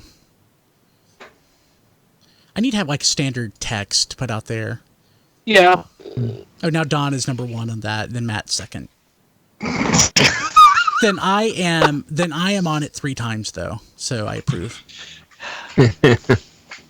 This sounds like it's getting really complicated. Seriously. I'm good with it. Oh, no, it's a Don deal posters. Now here's one. I love this photo here, except for the fact that Don's face is completely cut off by that mic arm. He's a man of mystery. Yeah. I mean, if the microphone arm wasn't there, they'd kind of have an American Gothic thing going. Yeah. Oh, yeah, true. Who's typing? I think John's burning his keyboard. Oh, okay. Yeah, I'm unmuted. I'm raw between shows. Yes. You're gonna hear it all. Yeah, I'm just not used to that from you, John. Yes, I murder my keyboard. That's right. Hey, so guys, help me think this through. What should our standard tweet be when? So the lines are open. The lines are open. No, sir. Call. Can't have your window open yet. 994. Can in a few minutes. Hashtag Don it again. Ooh. Call the phone Don't you mean number to be pound part of sign the Don podcast again? that Yeah, goes out on pound the sign. internet. What, Rob? I said call the number to be part of a podcast that goes out on the internet. Ooh. You have one job: to call this number and be part of a podcast that goes out on the internet. So yes, the lines are open. Call 931. This is what the tweet's going to say, and I'm not going to answer the phone yet, so don't call. But call 931-994-6268 to be a part of a podcast that goes out on the internet. You have one job. Very nice. Answer your question.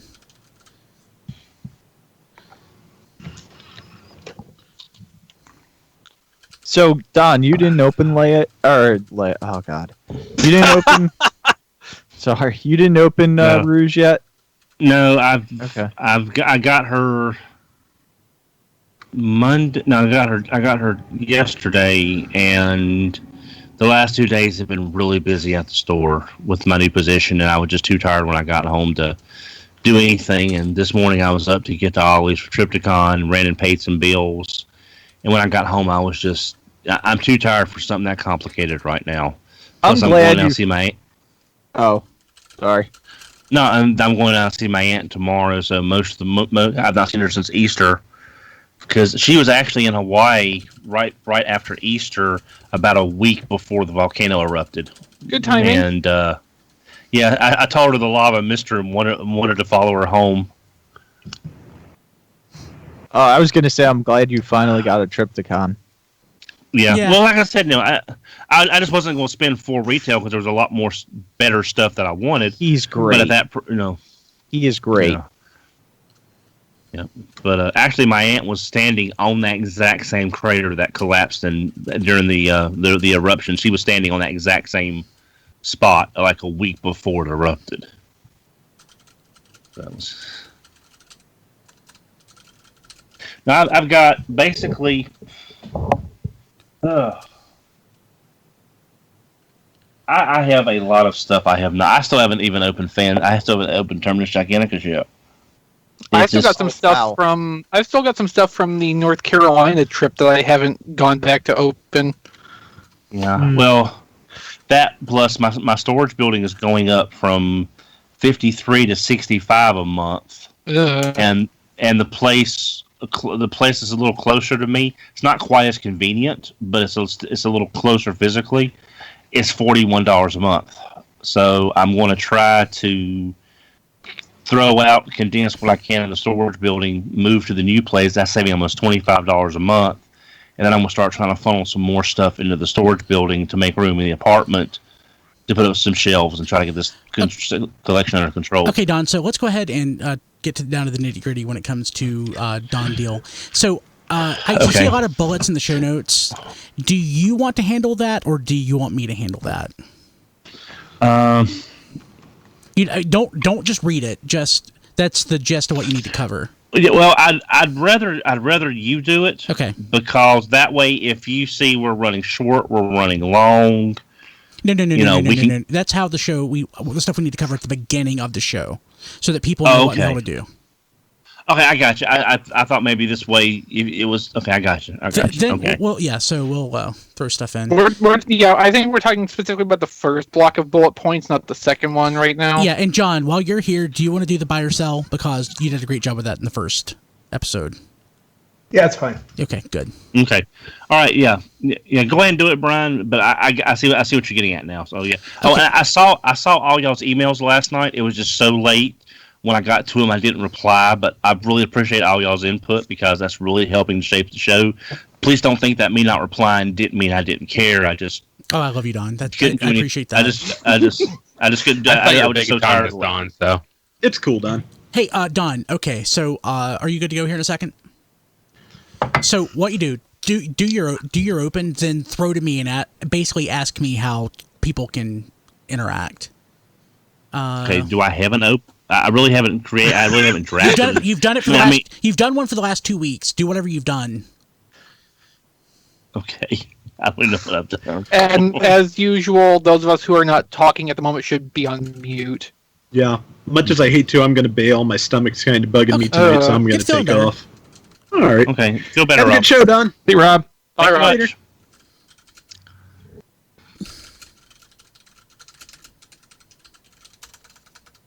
Well, whenever ready for me to do the opening, Brian, let me know. Okay, I'll think of something. Okay, so we'll start recording. I'll do a new video recording.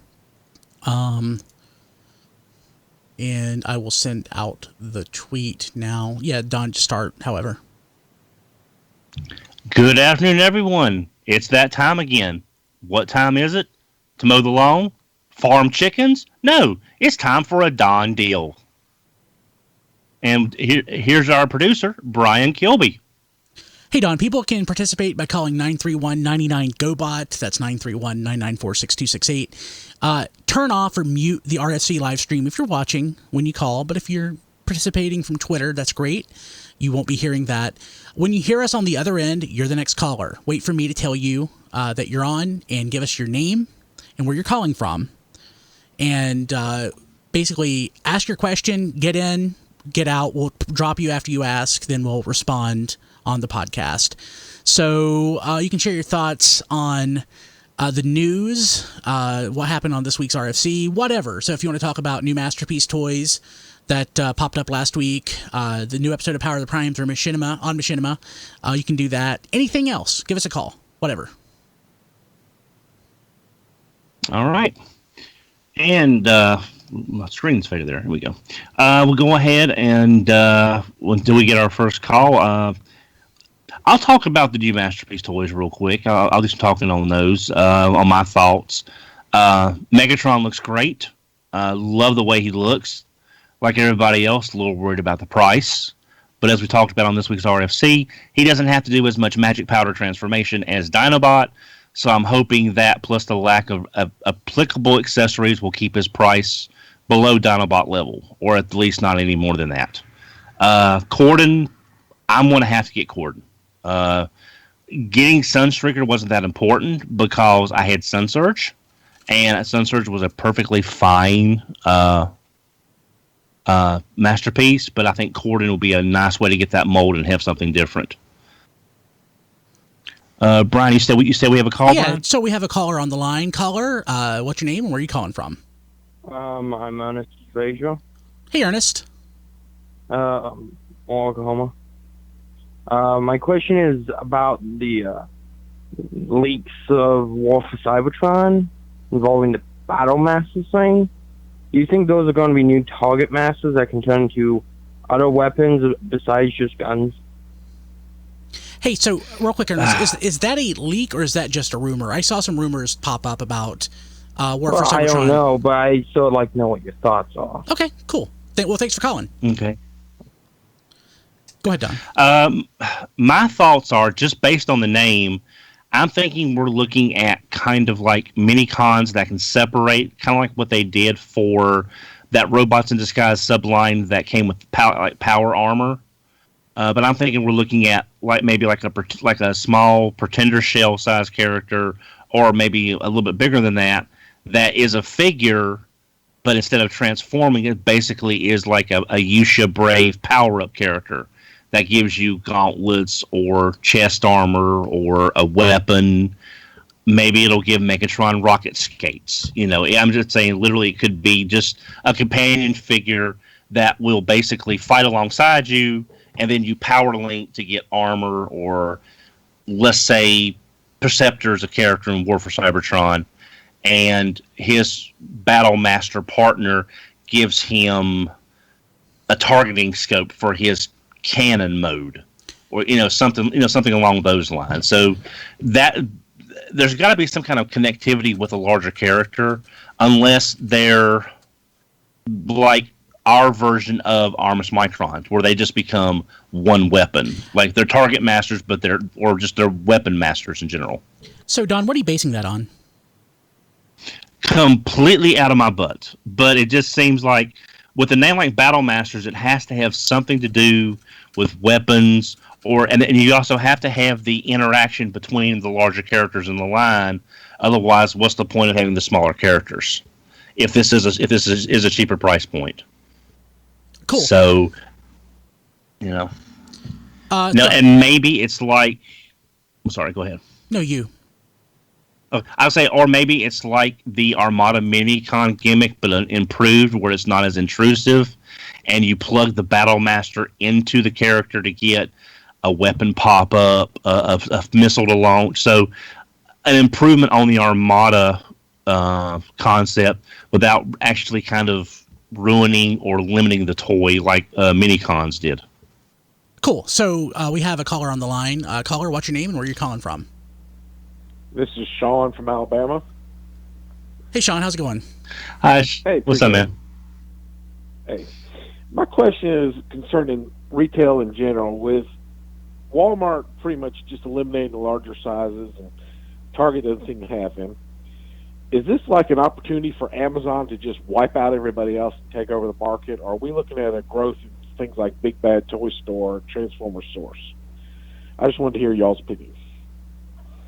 Awesome. Thanks, Sean. Well, having worked retail most of my life, literally, I started working retail when I was 16 and pretty much have been in it my entire life. I think what we're seeing here is basically the natural ebb and flow of there's no toy line. They're scaling the lines that have no big summer presence. They're scaling back on. Just because they've clearanced out the Power of the Prime stuff doesn't mean that we're not going to be seeing bigger size classes for War for Cybertron. I think it's just there's such an ebb and flow. Plus, right now with the closing of Toys R Us, to a lesser degree, the closing of Kmart, you've lost for all of Kmart's issues through the last several years. They were still a major retail location for a lot of people. Plus, now with Toys R Us closing, no one knows what's going to happen next. Hey, Amazon can come in and do that, but I think it's just market fluctuations responding to these changes. So I think, honestly, it probably has something to do, if I had to guess, with Diecast Diecast on the video is vaping his caffeine. That's crazy. He is tired. So I think it has to do with us pulling out of the Iran deal and the cost of gas, petroleum going up. I mean, it's already an issue with we already have issues with the cost of petroleum and creating plastic. And I mean, you see how Transformers are now hollow. If the price of Transformers go up, I don't think we'll be able to, honestly, I don't think we'll be able to sustain like leader class toys for anything close to a reasonable price. It goes back to the fact that what Aaron Archer said was he doesn't think that this is sustainable, this toy thing. And this is, I think, further evidence of that. And hey, we have another caller on the line if we want to go to it. Caller, what's your name? Where are you calling from? It's Adam from Maryland. Hey, Adam. How's it going? So, question I have is, I can't remember if Hasbro said in the upcoming War for Cybertron line that's coming, are we getting a Titan class figure? And if so, what do you think it'll be? Thanks for the call. Thanks, man. Well, see, with them introducing Hasbro Labs and that Jabba Cell barge, I don't know if we're going to be seeing like the figure for War for Cybertron being under the Hasbro Lab banner for the crowdfunding option to get a bigger figure like Unicron, or if it'll be that's reserved for something even more impressive. Maybe I really don't know what could be more impressive. I'm going to say animated Omega Supreme, just something that they want to judge the interest and see if they can get that built up in advance before they make it. You know, the oddball stuff, the bigger stuff like Jabba Cell Barge, maybe a G.I. Joe flag. That's the kind of stuff I see going to the Hasbro Lab stuff. But I do think we will see a Titan class figure in War for Cybertron. And like Diecast says, it'll probably be Unicron. Because for all we know, Unicron is the one that is creating all this conflict like he did in Universe to harvest, and to a lesser degree Energon, to harvest the energy from the conflict to maybe Unicron in this new trilogy. Unicron is the planet their own, and he's trying to reawaken, and Primus is a different planet, and they have to go find Primus instead of being on Primus. I don't know. It's just feel the way. But I think we'll see a Titan class figure in War for Cybertron, but I don't know which way they'll go to do it, whether it'll be like Triptychon as a regular release or if it'll be crowdfunded through the Hasbro Lab. Hey, and to answer Adam's question, no, they haven't said whether or not there's a Titan class figure yet in War for Cybertron. And going back to what we were talking about a minute ago, if the cost of petroleum is a factor, there may not be. So I think that factor would be why it would become a HasLab thing instead of a direct retail offering at that point. Yeah. Hey, John, you wanted to bring up a topic real quick? Yeah, sure. Buy or sell Dawn.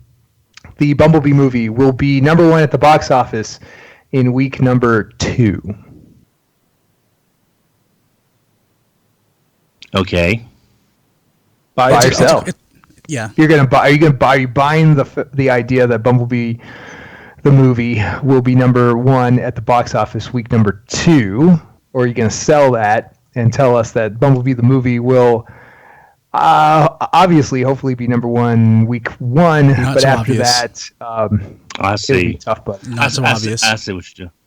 Yeah, I'm not really pinning a lot of hopes on this Bumblebee movie being that well received, just because of the way the negative effect from the last night carried over to the whole franchise. Basically, I mean, last night made money; it just didn't make all the money, you know. And as we all know, they want all the money, not just some. So I think it may do well the opening weekend, but I think it's going to be like a lot of movies. It's going to, if it does hit #1, it'll drop like a rock in the subsequent week. I don't see it actually being there. If it even gets there, maybe 3, maybe #2. If it does hit #1, it's because there's probably nothing else opening that weekend worth a flip. And then the next big movie, it'll drop. So I think Aquaman is opening the same weekend as Bumblebee is supposed to. Oh, well, boy, mark your calendars, people. That's a terrible weekend. oh man, No, but I was also going to say, with Bumblebee's movie having such a lower production budget than any of the previous Transformers movies, it doesn't even necessarily have to pull, #1 box office numbers to be a financial success and be looked on favorably by the studio.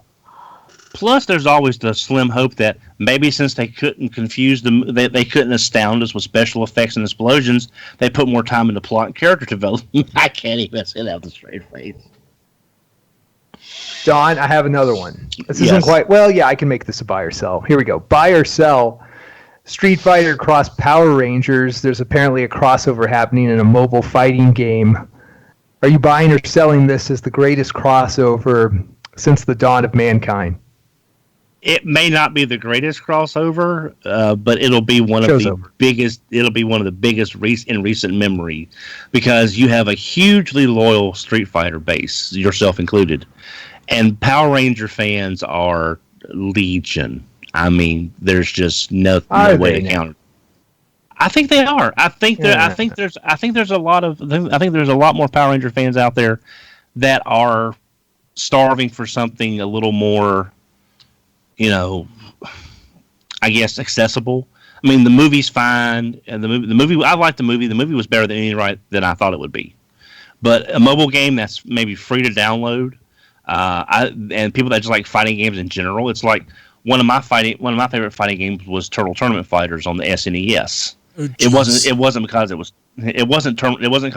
turtles, but it was a damn good fighting game. Okay. So Don. More every day. Hey, so Don, we have a caller on the line. Caller, what's your name? What's your question or comment? Hey y'all, this is Garrett. I just wanted to say that Unique Toys movie Optimus with the really pretty forearms. I had a question about that. It has actually a chest pocket that you can put the staff in, like he did in the Last Night, which had me thinking, why don't we have any Transformers toys as of now that have pockets? Like, this is literally the first one ever. Is it like, don't you think that should be a thing, or no? Well, technically, you could say Drift had pockets because his Generations toy, the doors became scabbards, and those could technically be called pockets. I would think you could call them pockets. Thanks for the comment. Animated Ratchet, if you remember, or I'm sorry, not animated, Prime Ratchet. It wasn't it wasn't actually shown in the instructions, but you could hide his daggers in his legs in robot mode. So that could technically be pockets as well. So, I think there's a lot of things you could call pockets based on a different Transformers physiology. It's a nice add-on, but does it really make the figure a must-buy? I don't think so. I think as long as there's sensible storage on the figure, and you're not just like sticking the sword to the top of a truck's cab and say, "There's your storage," I think you'll be good.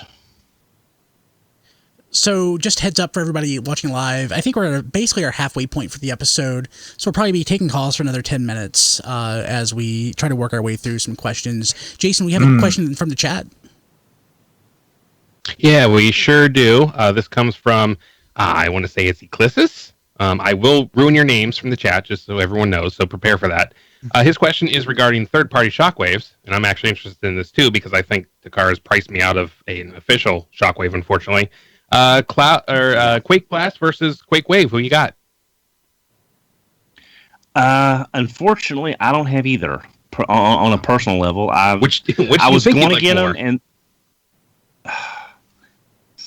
now they're both the same mold. It's just different colors, right? Or am I thinking of two different products? They're similar. They're similar. Yeah. Basically the same transformation, but Cloud 9 changed the legs on it a little bit to be a little bit more cartoon accurate. Right. Now Fans Toys did the other one, correct? Fans Toys was the first one that did Quake Wave. Yes. Yep. Based on the history that I have with Fans Toys, I'm going to say Fans Toys as a default answer. Not to slight Cloud 9, but not having any experience with them. I don't know their build quality, and I kind of know what Fans Toys does on a regular basis with what we've got so far. So I'm gonna say Fans Toys just because lack of knowledge with Cloud 9, but I'm not slighting either figure. But I do think you're definitely right that we are getting, because I mean you can buy the first Shockwave at about $120 at several places now. They're on clearance for $120 with the coin, I believe, and the new one is $200 plus. And I haven't actually looked in detail, but I think the paint job is the main difference, and the coin maybe the coin's different. I don't know.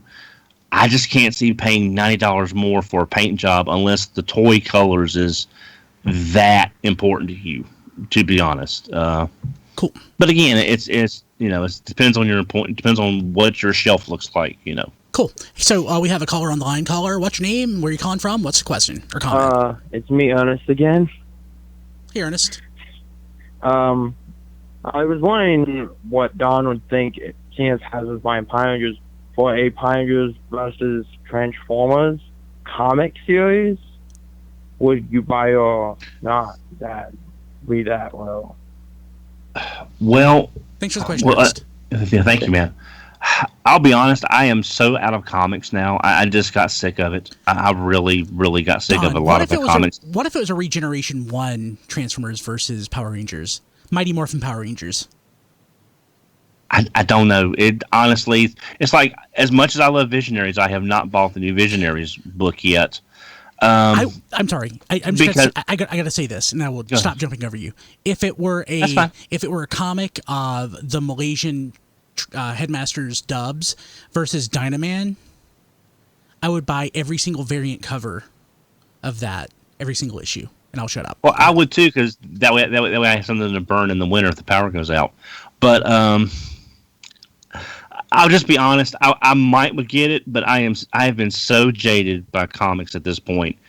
Getting interested in characters, reading these stories, getting involved with these events, and then them throwing the characters away in a cheap publicity series, forgetting about them, breaking up the teams and doing nothing with them, yet not letting anyone else use them. That's pretty much why I stopped reading Marvel after Avengers Academy just pretty much broke me of wanting to read most anything Marvel because I was sick of it. And I don't know. I would like to think I would check it out, but I'll be honest, I'm so jaded at this point, I don't even really miss not getting comics. So I wish I could be a little more positive. I think it would be an awesome idea, and sorry to jump in, but I gotta say it because I could totally see it. The Autobots have to leave Earth for whatever reason, for something important on Cybertron, so they go to the Power Rangers and they say, can you watch Earth for a week or two while we're gone? And then they just fight like Devastator or Menasor or any of the the Decepticon combiners, because I think that would be like a really good matchup with the Zords. So yeah, I think that would work, especially for like a how they have those special comic crossovers where they do like 3 or 4 comics in that series, and that's it. I think that would be a good idea. I'll say this: the downside is that whenever I hear 2 really strange crossovers that sound good on paper, I think of the Teenage Mutant Ninja Turtles live action show crossing over with Power Rangers for that one episode. That was great, Don. You shut up. And it just I'm sorry. That's just what I think of sometimes. So I want to get in my buy or sell before we have another caller on the line. We'll take calls for another 5 minutes, and we'll get a couple of these things out. So Don, this is a genuine buy or sell. Should I buy, meaning keep, my Fans Toys Sovereign, or should I sell it? The reason being, 1, I'm not that in love with the toy. 2, God, at some point, Takara has to come out with a masterpiece Galvatron, and I don't want to sun surge this. I don't want to wait until Galvatron is announced before trying to divest myself of it. Well, your reasons they sell. I think, Brian, you're going to have to ask yourself one thing. If you sell Sovereign now and striking while the iron's hot, do you mind having nothing on the shelf to represent Galvatron? I've got plenty of toys to represent Galvatron. Well, I mean, at that level. Considering I don't have lots of characters that I love represented. Yeah, I think so. Yeah, then I'd say go ahead and sell them, but before the inevitable announcement. I honestly think MP50 when they finally get to the point of because they want to do something special for MP50. My running theory is they're still going to redo MP01 with some new upgrades because that is MP10. No, MP01. You mean MP10? No, I mean MP01. Since that's the one that started the whole line, a refreshed figure might do well. But if they're going to go with something, yeah. So, but other than that, I believe that we will see Galvatron, and I think it'll be the 50th figure because that's the one I think everybody's waiting for at this point. Is getting a good masterpiece Galvatron. So if you don't mind waiting for that. And basically, you'll be like me. You'll be waiting for your RC at that point. So if you don't mind having that hole in your shelf, go ahead and sell it while you can. Considering that Sovereign right now is in the very back and I can't even see it, I think I'll be okay. Okay. And the other thing too is we're getting Masterpiece Beast Wars Megatron. That means that there's nothing we can't get now. Yes. Right. Jazz. Can we get a Jazz? Well, when the licensing works out. And I just want a Jazz. And I'm fine actually with keeping Downbeat. Downbeat wasn't that expensive. Fans Toys Sovereign was an expensive toy. So I if I could recoup some of that, I would be fine. And honestly, I got several things I need to throw up on eBay on this weekend because not counting stuff that was in my PayPal account, I had to pull $150 out of the family checking account today. So I should replenish that as quickly as I can because I don't want Kim to see it. Hey, John, do you have any more buy and sells that you want to go through? Let me see here. Let me check the show notes. Producing on the air, live in color. Let's see here. What do I got? Well, John's doing that. I just want to bring up a point Blade Raider made in response to Don's prediction for MP50. That sounds really boring. Yeah, I could see that. Right. I mean, hot take. But what if he was cell shaded, or if he was, refreshed with an animation color versus the toy colors? So I'm just saying I can't see them not pulling out MP01 at some point for something major. It's too expensive. Do you mean the actual mold? I thought you meant taking MP01 and then making another Masterpiece Optimus in that scale. No, I'm saying reissuing MP01. Oh God, no! In some kind of fashion. No. Where are my old signs? I need to know Don's sign. Okay. Let's say they released that MP01 as cell shaded. Would that not be something unique for the line? No, not really. I mean, I don't want them to reissue my Teenage Acne. Some things are just better left in the past. Yeah. You know what I'm saying, Don? Hey, you know what I'm saying? We'll see. So I think we're done with callers for today. So let's go ahead and get a few more of the buy or sell out, and then we'll leave it on the table. Okay, I like this one because it's a throwback, and we may put this one into practice in the fall. Okay, so Don, buy or sell your chances of having 3 meals a day during a Transformers convention weekend. What are the odds, man, that you're going to put 3 squares away Friday, Saturday, and or Sunday if you're at a Transformers convention? You ain't. So, okay, so following up from that, which of the 3 meals do you need to prioritize? Like, if you're only going to get 2 or maybe 1 of the 3 meals, which one are you going to try to accomplish during a Transformers weekend? Breakfast. Unless you ate real late the night before, you need to get a breakfast in you, because otherwise, come midday, you're going to be starving. You'll be in the middle of panels, so you'll either have to run and get something that's super expensive in the hotel that you're in or the convention center, and then run back to the panel room and hope that someone will save your seat. But if you get breakfast, you'll be full. You can go through the day. You maybe grab a snack out of the machine or out of your backpack if you've taken some with you. And then in the afternoon, when the show wraps up, and then you've got your free time, or you've got your event later on that night, if there's some kind of Friday or Saturday event, then you can have whatever dinner there is, or go out with friends. So, but I think breakfast is the best one, because you won't be having to sacrifice panels, and you won't feel like crap the rest of the day. I agree with that. Breakfast is the easiest meal to miss at a convention, and I think it's the one that you should absolutely focus on hitting, especially if you're walking around, a lot. To your point, you should at the very least have some protein bars or something in your pocket.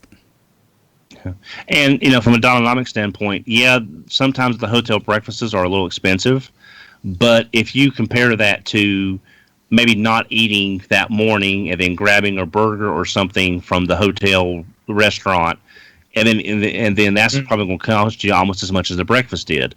And then when you're done with the breakfast, you can probably grab a couple bananas, an apple, or something to have them in your backpack from the bowl of fruit that I'll inevitably have. What about some room temperature pizza?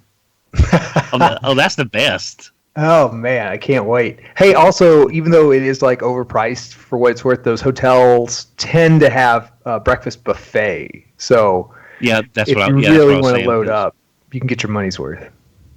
Yeah, like I said, you go to the buffet, you get your coffee, and you get a good breakfast. We lost Don.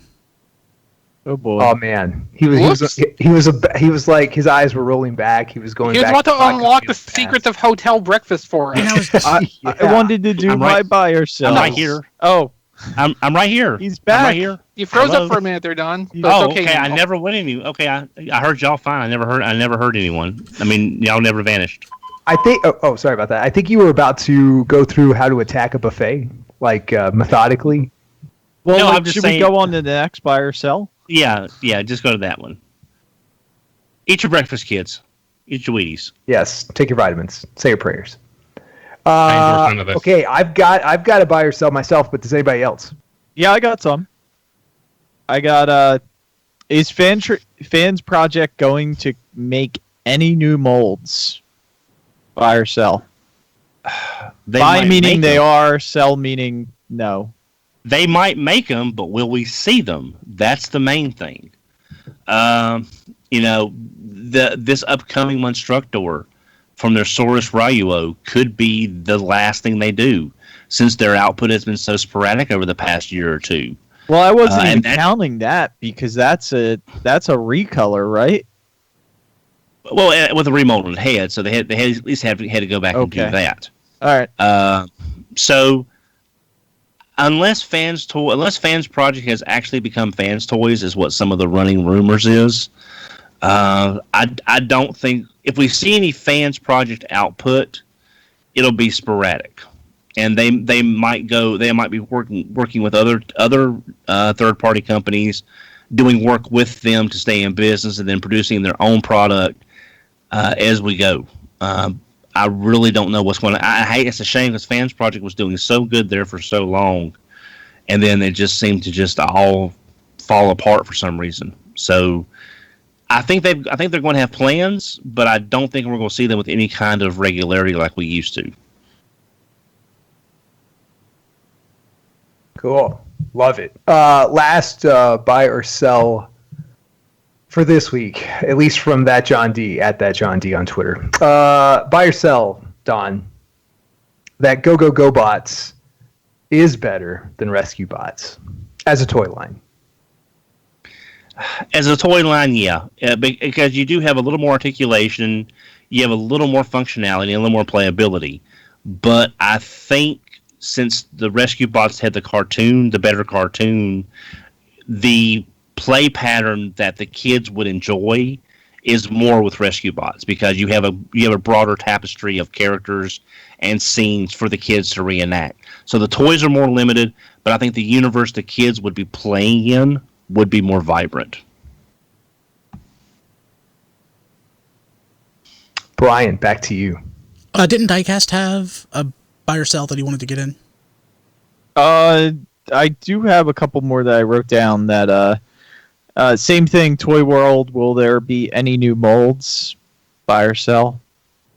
Again, I'm not trying to cop out on that, but again, what we've been seeing from Toy World lately has not been some of their best stuff like Leia. I mean, you have to actually wonder what the thought process to make a figure like Leia was. It's like they literally ran out of money to finish the figure and had to produce what they had to get the money back. That's what it feels like to me.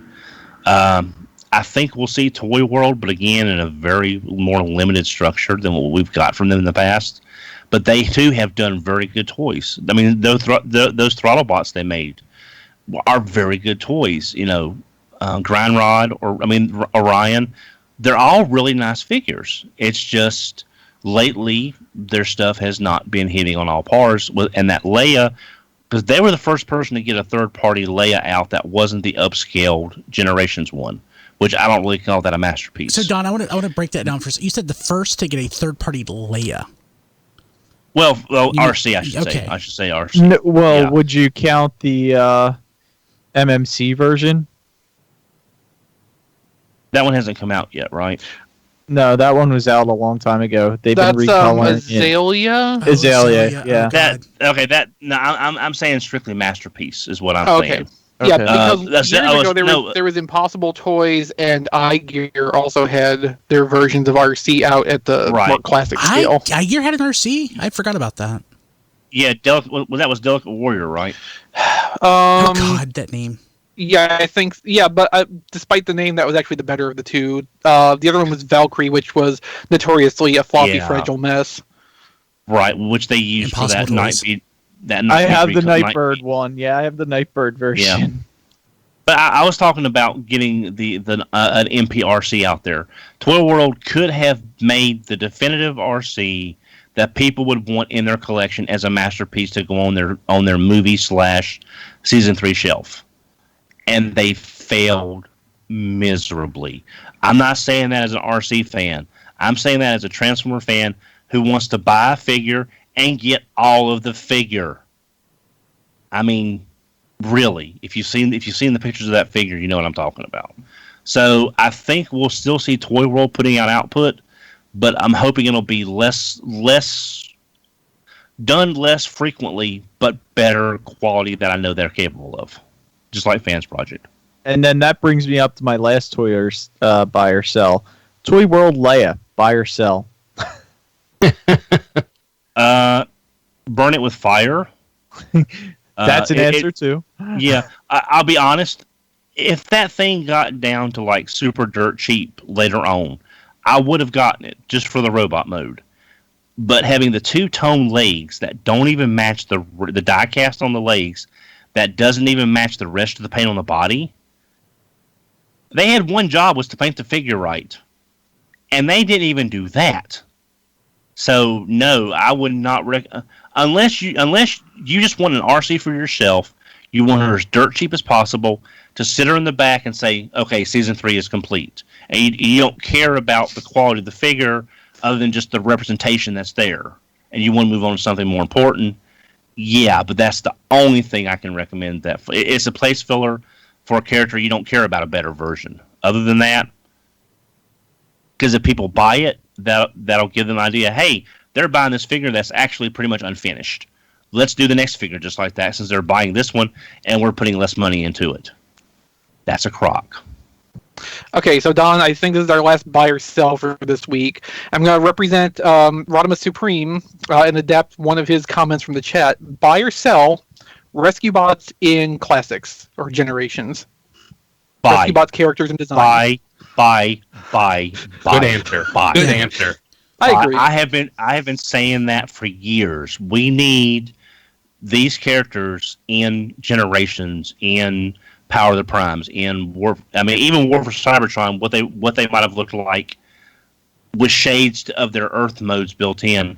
But you've already established characters, and you got people that are. I mean, there are older fans that like. I like Rescue Bots. It was a charming show. There was no real violence. The excitement came from the rescues and everything. And again, I know it wasn't made for me. I'm well aware of that. I'm like 40 years above the bell curve on that one. But it was still a charming show that I liked. And to see them get actual better toys, it's like right here. I've got Quick Shadow. Now she's the only rescue bot I've got, mainly because she's voiced by River Song. I'm sorry, I kind of had to get her. But would that not look great as like a companion piece to Moonracer, Novastar, Elita 1 in a War for Cybertron style design that was combinable compatible with the Elita 1. Because she could have easily been a member of Elita's 1 team on Cybertron. And so you've got a character that you know, that you can relate to as a fan, but with a better, more normal body. Because I think of these as like, to use Gundam, this is an SD Gundam to me. There's nothing wrong with it, but it is somewhat limited as far as what you can do with it versus getting a real mode or a real figure.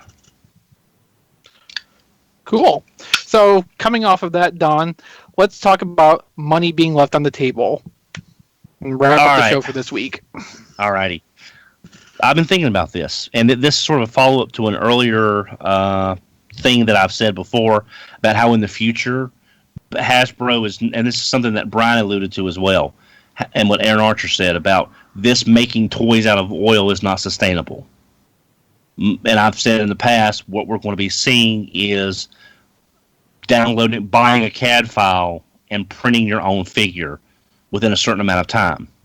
What I think they're going to do if they don't do this, when the technology is available to do it properly, is being able to let people go online through a lot of their characters across all the lines and order parts. Order a replacement gun. Order a comb for your My Little Pony. Order guns for G.I. Joes. When they get Power Rangers, order extra swords, or maybe even have only online weapons like the Gold Ranger shield, but a different coloring to go with the Red Ranger or the Black Ranger, so the coloring fits a little bit better. Being able to go online and have you customize your figure with these 3D printed parts, because the CAD file could be sent. Now, Brian, tell me if I'm wrong, because I'm just doing this from an extreme layman's point of view. But they could have a hard drive full of these CAD files, and they receive your order, and then they send the CAD file to the printer. The printer prints it, like I think what Shapeways does to a degree, and then they just mail it out to you. Yeah. So you're ordering your parts. You're ordering, like, say for example, if this was a Hasbro toy, this Rouge, she only has one black gun. I would like for her to have had 2 of the small black pistols. I would like to be able to order a second black pistol in some fashion so she could double wield on my display. You've got G.I. Joes that are missing weapons or hats. Shipwreck's missing his parrot. You've got 1,000 different characters. Again, it's a lot of minutia, but it's very easy to print. You could print it, and you could say, these are coming unpainted. You have to paint them yourself. Or if it's a gun, you can do it in black plastic. Granted, a parrot would be kind of harder to do because there's all the colors and stuff. But again, I'm just saying as an example. Well, I mean, they're multicolor. I'm sorry. They're multicolor printers. Yeah. Okay. So, when this gets to a point that it can be done on a regular basis, and fans can customize their figures using legitimate Hasbro designs, and Hasbro money going to Hasbro for these designs, it seems like that's a lot of money left on the table from a volume standpoint for something that takes very little interaction and saying print file, buff it, box it, and send it. So I think that's going to be money left on the table if they don't do this properly when it can be done. I actually like a lot of what you're onto here. Me too. With this idea. I mean, Shapeways proves that the logistics can be viable even if there is a bit of a lead time between placing the order and actually getting the product finished and shipped out. But understanding that going in, I mean, there's a lot of potential there for doing accessory packs, which are not really marketable at retail. You've got a pretty good concept going here, Don. I'm actually fairly relieved after what you were starting out with. Yeah, Don.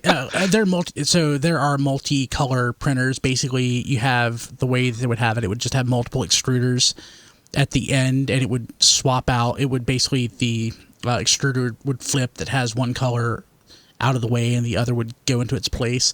Typically, right now, I think for commercial, for end user 3D printers, it's usually only 2 colors. There may be more, but I'm certain something higher end could do that. And heck, there's probably no reason that a higher end one couldn't just do it with one extruder and just swap out the stuff. But right now, like with mine, if there was any way of trying to put different filament through it, it would get bound up and it would get clogged. Yeah. So it's not like the old inkjet printers where you combine all your colors to get a facsimile of black. It's not like you could just do that in some fashion because it's all separate colors that have to be done separately. For an end user, I mean, in the future, and heck, for commercial grade ones now, there may be a way where it can, in real time, instead of like working specifically from filament, others, like ones that use metal, don't have like, I'm certain they don't have like a filament that's metal. They probably have like a heated vat or something that has whatever the material is melted. You could probably add pigment as you go, so that's possible. I don't know how cost effective that would be. I'm by no means an expert. I've owned 2 3D printers, but well, that pretty much makes you an expert on the internet, Brian. Yes, I've owned 2 3D printers. So, but yeah. The 3D printer, as far as end users go, the 3D printer technology has a long way to go, I think, before we are printing toys. But to your point of printing guns and stuff like that, if they wanted to sell us a CAD file to do that, they could totally do that now. And because I'm seeing, like, for example, you have Shipwreck, and you need because his pistol is very specific. He carries a flintlock-looking kind of gun, if I remember correctly. And you can, let's say you've lost his gun for 99 cents and $1.25 shipping or whatever the case may be. You can have them send you his very specific gun. Again, you could probably go on the internet and find that gun there, but if you need a bunch of parts or you want to make your own figure, then you could do a bulk order from one place and get everything sent at one time, even though you would have that little bit of lead up time like y'all were talking about. Mm-hmm. Yeah, I mean, I think there's potential to the idea, and some of it probably could be done with 3D printing, especially commercial 3D printing technology that exists now. Because didn't Hasbro at one time talk about how they were going to allow some fan-created things to be done for, like, My Little Pony as... Mm-hmm. But I never heard anything much past... It was going to be a thing, and then I never heard much else about it. So I'm not sure. I think they called the initiative Super Fan Art. It was something they were doing in association with Shapeways, but I don't know whatever became of it. Who was just doing this? Hasbro was basically granting limited, I don't want to call it license exactly, but they were saying like they would approve use of some of their IP in certain contexts via Shapeway. They were doing that with, I don't know if it was Shapeway, but they had an agreement like that for Dungeons and Dragons printing minis based on, or at least making the CAD files available. I forgot, there's a subreddit that has it in there that I read a year or two back, but there was some sort of loose affiliation or loose approval about printing some of the characters in minis. Don't forget, Mattel also actually tried to sell a 3D printer. I think it was probably a big flop, but Mattel showed at Toy Fair last year a 3D printer that they actually sold. I think it was like $300. It was meant to print toys, and it looked really primitive.